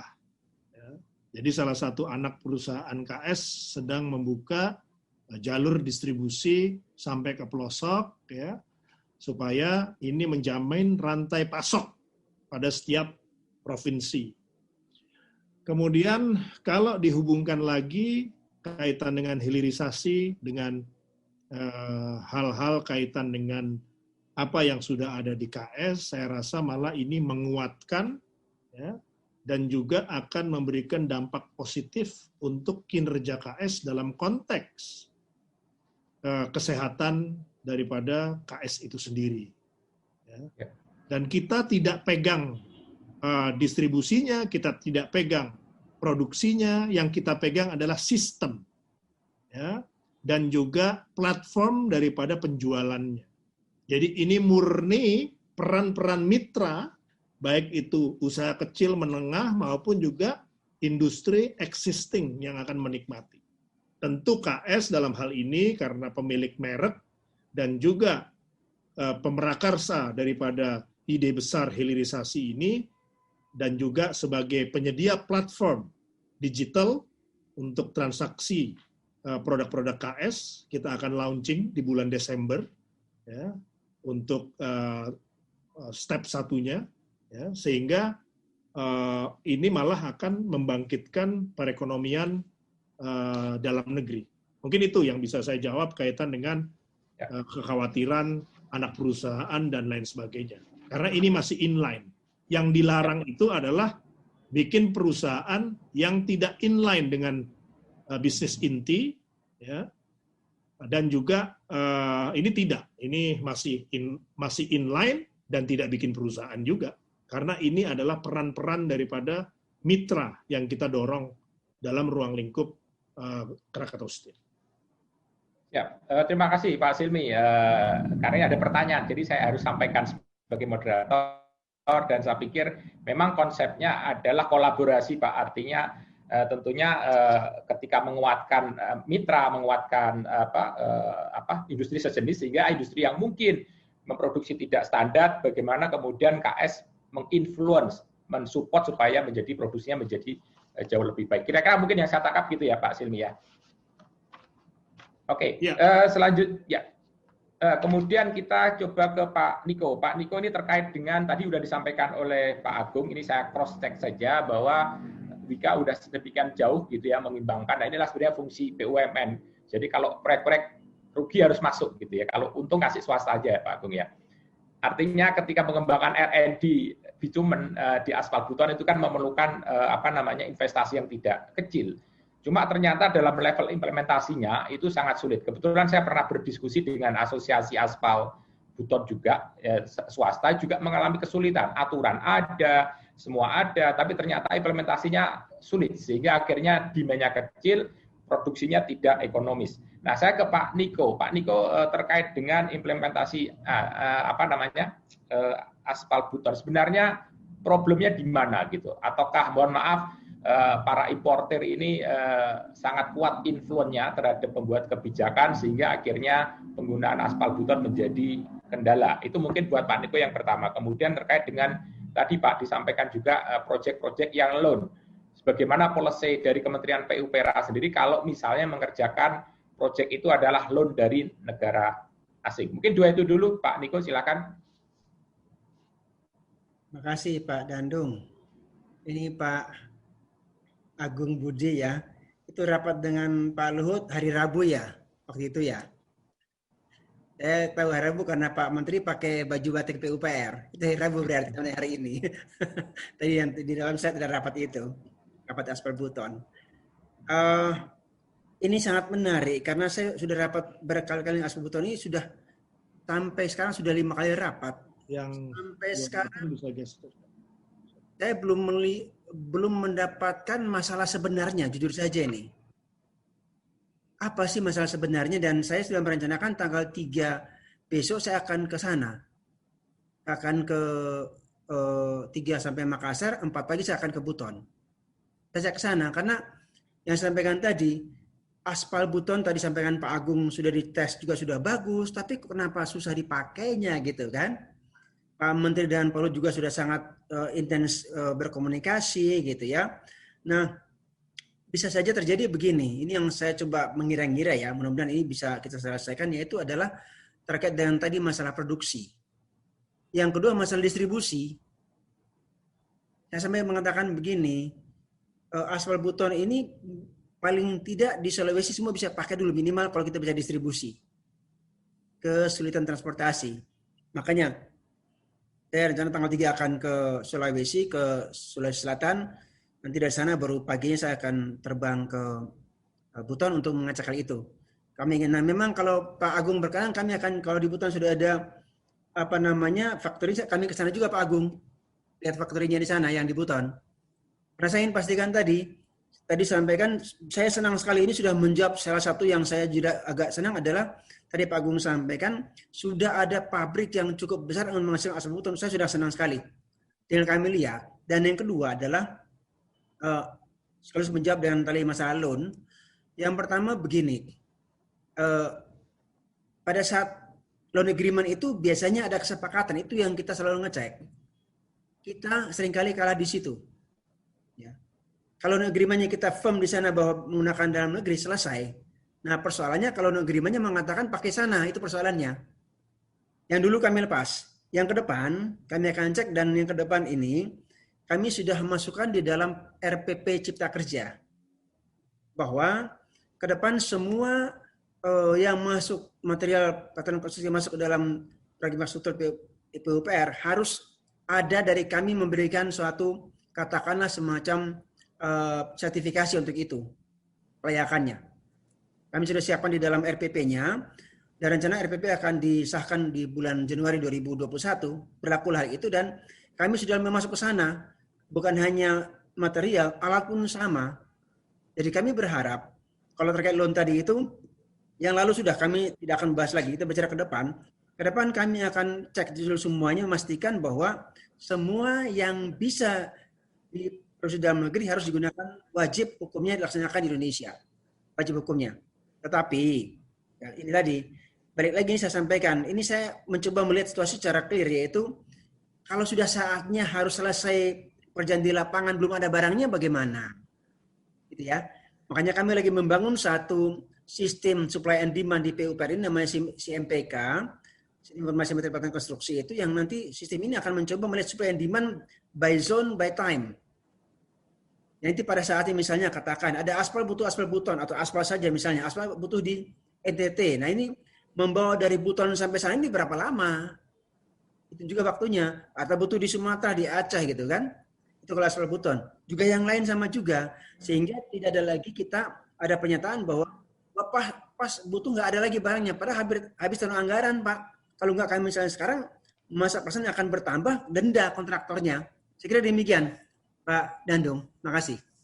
Oke, terima kasih Pak Niko. Jadi memang saya menarik langsung dijawab aja Pak Agung terkait dengan apa. Jadi kan kita mencoba mempertemukan dalam artian dari Wika sudah sedemikian, kemudian dari PU juga rasanya sudah membuka. Sebenarnya mentoknya di mana? Jadi kalau tadi ngomong tadi ya aspal buton.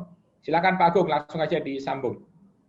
Ya, makasih Pak Dadung. Jadi Pak Dadung ini kayak Ernie Elias nih kayak di LC ini ya. Saya setuju. Jadi Pak Niko dan Bapak Ibu sekalian, memang aspal buton ini kan pertama di Indonesia sehingga memang R&D ini memang butuh waktu cukup lama. Jadi gini Pak, kita itu untuk bisa memproduksi atau membuat pabrik yang besar, tentunya kita harus memulai dengan pabrik yang kecil dulu untuk eksperimen ya, karena jangan sampai kita membuat pabrik yang besar, katakanlah 2 kali 100.000, ternyata gagal ya pasti belajar kami jadi mahal.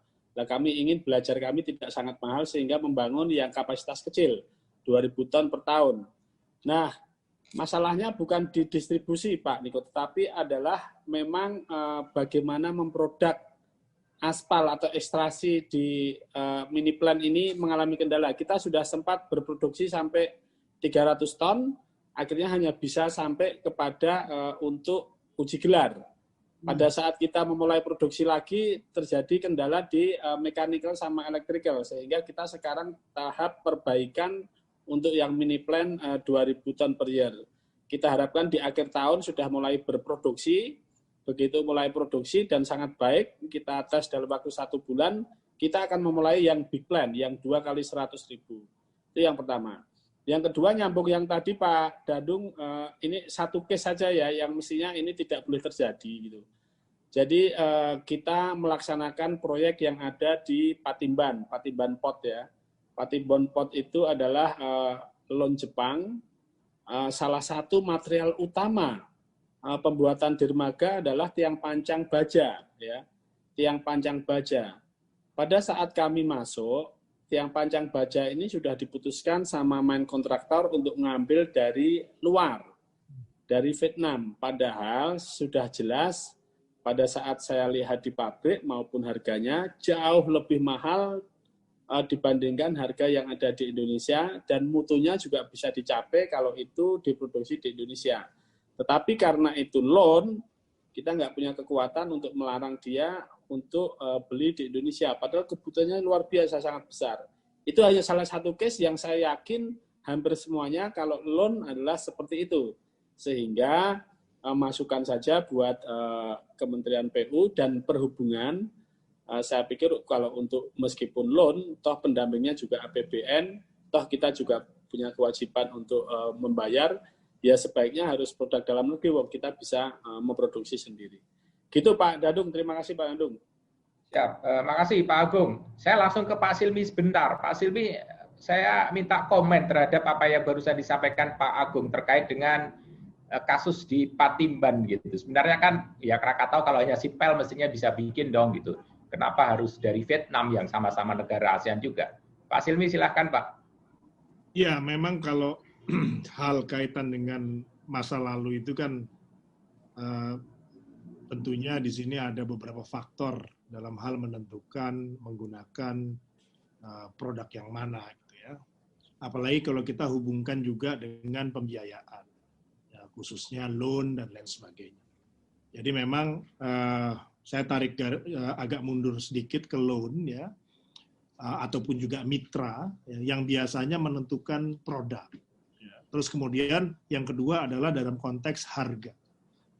Vietnam memang cukup maju perkembangan industri bajanya, ya, khususnya di 10 tahun terakhir, yang mana saat ini kapasitas baja di Vietnam itu malah sampai 20 juta. Bahkan mereka lebih advance lagi, mereka siapkan satu solusi baja dengan zero waste. Ya, artinya tidak perlu potong, dikirim ke Indonesia, tinggal disusun seperti Lego. Nah, itu juga yang men-trigger kami untuk memperkuat di sektor hilir. Itu satu hal. Kemudian yang kedua adalah kita terus mengedukasi dan juga menghimbau ketika mendapatkan loan, dan saya tadi sudah mendapatkan penjelasan dari Pak Nikodemus bahwa dalam turunan Undang-Undang Cipta Kerja itu nanti akan dikunci juga hal kaitan dengan penggunaan merek tertentu dari asal loan tersebut. Nah, kalau kita bicara Patimban itu ada beberapa faktor ya. Satu memang kan ada juga karena pemiliknya juga ada karena luar negeri, terus kemudian juga daya saing maupun juga penetrasi daripada pemasaran kita. Sehingga ada terjadi satu gap yang membuat malah industri Vietnam yang masuk. Tetapi kita juga perlu ingat, daya saing yang fair itu tentu kita bisa kejar. Tapi kalau daya saing yang karena curang, itu akan sulit. Ya, kenapa saya bilang curang? Karena dari banyak negara, produk-produk baja itu mereka menghindari bea masuk dengan memalsukan HS code. Ya, dan ini terjadi untuk baja-baja dari China dan dari Vietnam. Nah, itu yang kita lagi telusuri dan kita perjuangkan khususnya ketika kami diberi tugas untuk menjadi direktur di Krakatau Steel. Jadi upaya-upaya selain SNI yang kita dukung agar bisa menciptakan level playing field yang sama dan juga penegakan aturan dan juga pengawasan atas produk-produk yang disinyalir melakukan penggantian atau memanipulasi HS code sehingga terhindar dari bea masuk. Mungkin hal-hal itu yang menyangkut yaitu daya saing ataupun juga karena faktor perjanjian ataupun juga hal yang sifatnya loan itu secara umum. Tapi untuk Patimban sendiri itu memang agak berbeda. Demikian, Pak Dandung.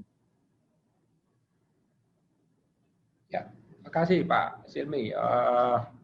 Ini waktunya udah nyaris jam 4, jadi karena kita dibatasin waktu, sebenarnya itu ada sekitar hampir 40 pertanyaan Pak. Coba nggak mungkin saya sampaikan atau kita diskusikan satu-satu. Ada waktu sedikit, sekitar 1-2 menit. Ada 3 orang yang melakukan raise hand. Kita coba biar forumnya ada yang dari luar. Silakan, ada mungkin panitia bisa dipindahkan Muhammad Syahrul ST. Bisa nggak dipindah menjadi panelis untuk bisa menyampaikan pendapatnya? Bisa dilakukan dengan cepat? Muhammad Syahrul ST. Tolong, panitia bisa? Karena saya bukan moderator, jadi nggak bisa. Boleh dibantu panitia Pak, bisa? siapa Pak? Abdul? Namanya tadi? Muhammad Syahrul. Muhammad Syahrul. Muhammad Syahrul, sebentar ya Pak ya. Oke, udah pindah. Muhammad Syahrul ada di panelis? Nggak ada? Ya ada Pak. Muhammad Syahrul, nggak sudah masuk di panelis. Sudah Muhammad masuk Syahrul di panelis, silakan. oke. Nggak jadi, Muhammad Syahrul nggak jadi. Oke, kita coba satu lagi. Abdullah Mufid, coba dipindahkan, Mas Abdul. Baik Pak. Ini harus menghargai yang sudah raise hand ini soalnya. Baik Pak. Dimatiin mic-nya soalnya. Halo. Oh ada. Silakan Pak.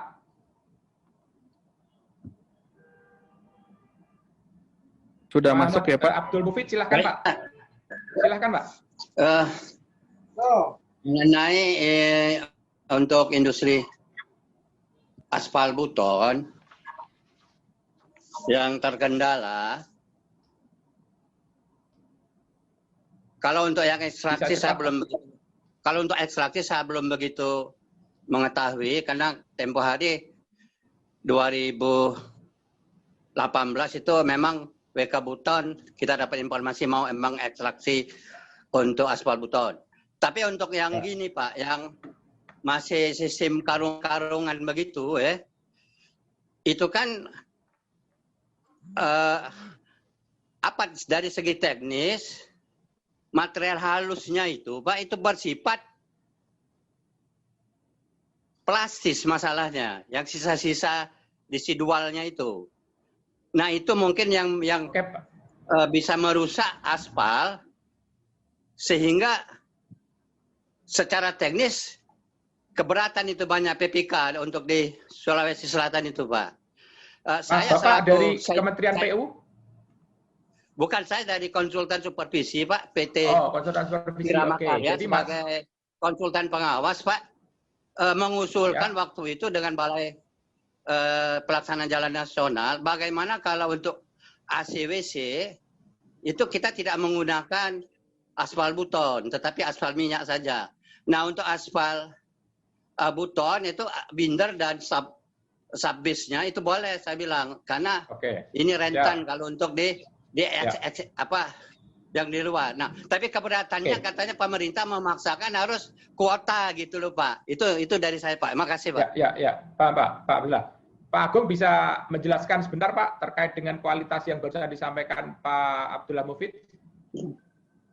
Ya, langsung saja secara singkat bahwa memang kita belum menjual ya. Artinya begini, yang ada itu sedang dipakai untuk eksperimen.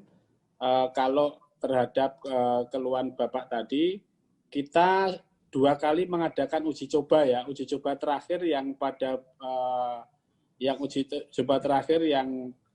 pada bulan Desember 2019 itu adalah produk yang paling baik, Pak, PEN 4050. Artinya bukan berarti kita memaksakan dari pemerintah produk yang tidak memenuhi spek kita paksakan untuk dijual di pasaran, itu tidak, Pak. Jadi tentunya melalui litbang yang ada di Bandung maupun litbang yang ada di Wika. Saya kira itu, Pak. Terima kasih, Pak. Oke, Pak Kasih, Pak Agung. Bapak dan Ibu sekalian, mohon maaf karena waktunya sudah over limit gitu ya. Ada banyak pertanyaan yang belum bisa kita diskusikan. Sekali lagi atas nama moderator dan juga tim panelis tentunya mohon maaf, tapi ini akan dicatat oleh panitia, bisa menjadi bahan diskusi dan disampaikan ke masing-masing panelis sebagai bahan referensi bahwa ternyata masih banyak pending question atau diskusi. Oke, Bapak Ibu sekalian, sebelum saya menyimpulkan, kami mohon dari masing-masing panelis memberikan suatu pesan dan kesan optimis bahwa komponen dalam negeri sebagai kunci penggerak pemulihan ekonomi nasional dalam jasa konstruksi itu bisa kok kita laksanakan, kita wujudkan dengan berbagai macam usaha, walaupun kita sekarang lagi down, tapi insya Allah tahun depan kondisi lebih baik. Silakan Pak, mungkin masing-masing sekitar 1 menit. Kita mulai dari Pak Niko, nanti setelah bertiga nanti kita bisa kita simpulkan dan kita tutup. Silakan Pak Niko dulu. Terima kasih Pak Dandung. Bapak Ibu sekalian yang saya hormati, saya kira ini adalah momen yang baik sekali. Kita memang harus tetap optimis terkait dengan perusahaan dalam negeri. Karena dengan menggunakan produk dalam negeri, tentunya kita akan meningkatkan pertumbuhan ekonomi dalam negeri, itu sudah pasti. Saat kita itu, tetapi kita harus yakin juga bahwa apa yang kita buat itu memang memenuhi syarat. Ada standarnya, telah terpenuhi secara kualitas. Jadi kita bicara kualitas, bicara kuantitas. Kualitas sudah terpenuhi, kuantitas ada, saatnya dibutuhkan juga ada, maka pasti kita akan pakai semua. Untuk itu maka mari kita bersama-sama, dari kami sebagai pemerintah akan juga berusaha melakukan pengawasan, dari teman-teman dari rantai pasok, dari Pak Silmi, dari Pak Agung sebagai juga penyedia juga yang menggunakan rantai pasok tersebut juga, mari sama-sama kita kerjakan dan semua pihak, tadi juga dengan teman-teman tadi dari konsultan juga sama, kami kira baik sekali bahwa kalau sudah ada penelitian yang bagus dan memang dapat dipakai, maka mari kita pakai produk dalam negeri supaya ke depan Indonesia bisa maju. Kalau bukan kita, siapa lagi? Terima kasih, Pak. Luar biasa. Terima kasih, Pak Niko. Pak Silmi, silahkan. Seiring dengan transformasi yang dilakukan di Krakatau Steel dan juga dukungan daripada pemerintah, khususnya dalam hal kaitan membangun industri baja nasional dan penggunaan produk dalam negeri, saya yakin bahwasanya ini akan menjadikan hal baik untuk Indonesia, karena dengan harga baja yang kompetitif, kualitas baja yang baik, ini akan mendukung infrastruktur nasional dan industri dalam negeri, sehingga perekonomian Indonesia akan semakin baik ke depannya. Oke, terima kasih Pak Silmi atas saran dan optimisme yang luar biasa. Pak Agung, silakan. Ya, dengan tantangan yang paling besar yang kami hadapi untuk mendukung produk dalam negeri adalah yang paling utama aspal buton ya, sehingga saya dan jajaran anak perusahaan Wika Bitumen akan senantiasa mengoptimalkan, mempercepat produk aspal ini sehingga bisa menekan impor aspal sehingga mendukung adanya produk dalam negeri. Dan yang terakhir tentunya kita semua harus cintai produk dalam negeri. Terima kasih Pak Danung. Terima kasih luar biasa Pak Agung. Bapak dan Ibu sekalian, izinkan saya memberikan beberapa poin saja, walaupun sebenarnya agak sulit memberikan kesimpulan yang lengkap dari diskusi kita yang sangat produktif ini. Tapi paling tidak ada beberapa hal yang perlu saya garis bawahi. Satu, terkait dengan aturan penggunaan produksi dalam negeri, itu sudah sangat lengkap. Entah itu Kepmen, kemudian peraturan menteri, peraturan pemerintah, yang sudah sedemikian mendukung penggunaan produksi dalam negeri. Cuma seperti yang disampaikan oleh Pak Agung tadi, mungkin perlu dikuatkan dengan bahasa yang lebih tegas. Jadi tidak diutamakan atau ditingkatkan, karena ini kemudian menjadi titik lemah ketika kontraktor kemudian punya pilihan gitu ya, punya pilihan sehingga keberpihakan kepada industri nasional menjadi nomor 2 juga. Selalu ada option impor, dan itu selalu sebagai kontraktor, saya juga kontraktor, melihat pertimbangannya dalam jangka pendek tentunya untuk rugi, kalau channel lebih mahal kenapa saya beli. Jadi saya pikir itu juga perlu ada ketegasan dari sisi peraturan, bahwa tidak hanya sekedar menghimbau, tapi ini adalah kewajiban. Dan seperti yang disampaikan tadi Pak Niko tadi kan, kebetulan saya sudah baca draft PP UU Cipta Karya, ternyata panjang juga Pak, khusus sektor konstruksi udah 600 halaman kalau nggak salah. Jadi Cipta Kerja Pak. Kerja. Nah, saya pikir nanti tentunya ini menjadi concern kita, bahwa banyak aturan-aturan memang yang seperti disampaikan Pak Agung tadi, kita harus mempertegas dalam Undang-Undang Cipta Kerja yang diharapkan bisa mengatur atau meng-arrange gitu ya peraturan-peraturan yang existing, sehingga komitmen kita, keinginan kita untuk dalam hal ini menggunakan produksi dalam negeri menjadi lebih legal, lebih kuat, intinya seperti itu. Dan kemudian yang kedua adalah tadi yang disampaikan Pak Niko, juga Pak Silmi, bahwa semua berawal dari perencanaan, planning. Jadi kalau ada kata pepatah, kalau kita gagal bikin planning, perencanaan, maka kita merencanakan untuk gagal. Jadi kita harus bisa merencanakan dengan baik sehingga kita berhasil. Kira-kira seperti itu. Jadi ketika planning dimulai, demand sudah di-create, tinggal kita memenuhinya gimana. Kita harus kontrol, kemudian tadi sampaikan oleh Pak Niko bahwa pada saat serah terima pekerjaan itu menjadi persyarat. Kalau ternyata itu sudah dipersyaratkan dalam kontrak harus menggunakan produk dalam negeri, begitu serah terima tidak, ini tidak akan bisa diprogreskan. Nah, kira-kira seperti itu. Jadi itu poin kedua yang saya pikir sangat krusial terkait dengan diskusi siang hari ini, dan ini semoga bisa menjadi rekomendasi dalam diskusi kali ini bahwa kita perlu masih bekerja keras. Undang-Undang Cipta Kerja baru undang-undang Pak, belum bisa dipakai. Harus ada PP-nya, harus ada permennya, harus ada juklak macam-macam lah gitu. Artinya masih panjang, belum nanti peraturan dirjen dan sebagainya. Dan saya harapkan, kita harapkan bersama misi kita untuk semakin mencintai produksi dalam negeri seperti yang disampaikan Pak Agung itu kejadian. Dengan demikian industri nasional kita yang mendukung jasa konstruksi semakin kuat dan semakin maju. Kira-kira seperti itu kesimpulannya. Mohon maaf kalau mungkin belum bisa merangkum semua diskusi kita pada sore hari ini. Paling tidak itu message yang bisa kita sampaikan. Semoga apa yang kita diskusikan ini bisa bermanfaat buat kemajuan industri jasa nasional kita secara keseluruhan. Sekali lagi saya ucapkan terima kasih dan mohon maaf kalau ada kekurangan dalam saya menjadi host acara seperti ini. Kalau acara daring ini agak susah Pak, engagement-nya berat, tapi ya oke lah. Ternyata bisa juga kok kita menghasilkan sesuatu yang produktif. Sekali lagi kepada Pak Niko, terima kasih. Tadi sudah dapat masukan banyak dari Pak Agung, dari Pak Silmi untuk disampaikan ke Kementerian PU. Pak Silmi terima kasih luar biasa. KS sudah totally berubah dari perusahaan rugi sudah mulai untung. Saya sempat shock ketika baca tahun 2014, 2019 kita bangun infrastruktur gede-gedean, ternyata KS mau bangkrut.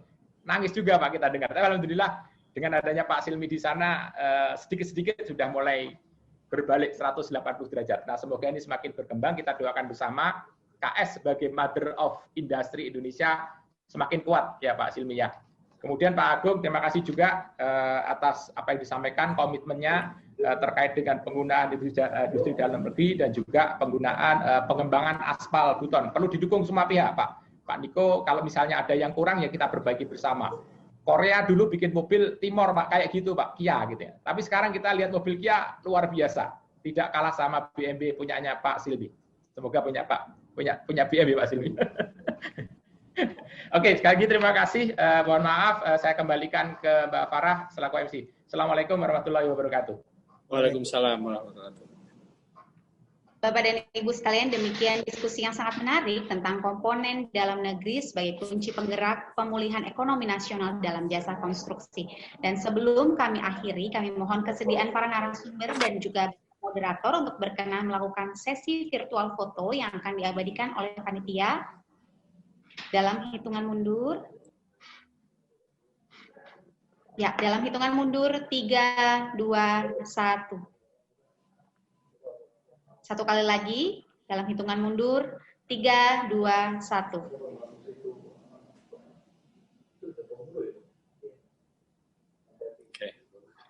Ya. Bapak dan Ibu sekalian, akhirnya sampai juga kita di penghujung acara. Sekali lagi kami ucapkan terima kasih yang sebesar-besarnya kepada para narasumber dan moderator. Tak lupa kami ucapkan terima kasih kepada para peserta yang telah berpartisipasi dalam acara webinar ini. Dan bagi para peserta yang ingin mendapatkan e-sertifikat maupun materi presentasi, berikut adalah tata cara yang dapat Anda lakukan. Yang pertama, scan barcode yang terdapat pada layar Anda, kemudian lalu isi formulir yang tersedia dengan data diri Anda secara lengkap, penulisan nama pada e-sertifikat berdasarkan data yang telah Anda submit sebelumnya. E-sertifikat dan materi presentasi akan kami kirimkan melalui email paling lambat 10 hari kerja. Pastikan data yang Anda submit sudah benar karena kesalahan pada penulisan nama dan alamat email di luar tanggung jawab panitia. Terakhir, jangan lupa untuk bergabung dalam pameran dan konferensi digital Indonesia Infrastructure Week, Konstruksi Indonesia dan Beton Indonesia 2020. Pameran digital ini dapat diakses melalui platform Digital Infrastructure Connect mulai tanggal 21 Oktober hingga 3 Desember 2020 mendatang. Daftarkan diri Anda di infrastructureconnect.id untuk mendapatkan aksesnya dan menangkan door prize yang menarik. Dan untuk mendapatkan informasi lebih lanjut dapat menghubungi kami di connect@tarsus.co.id.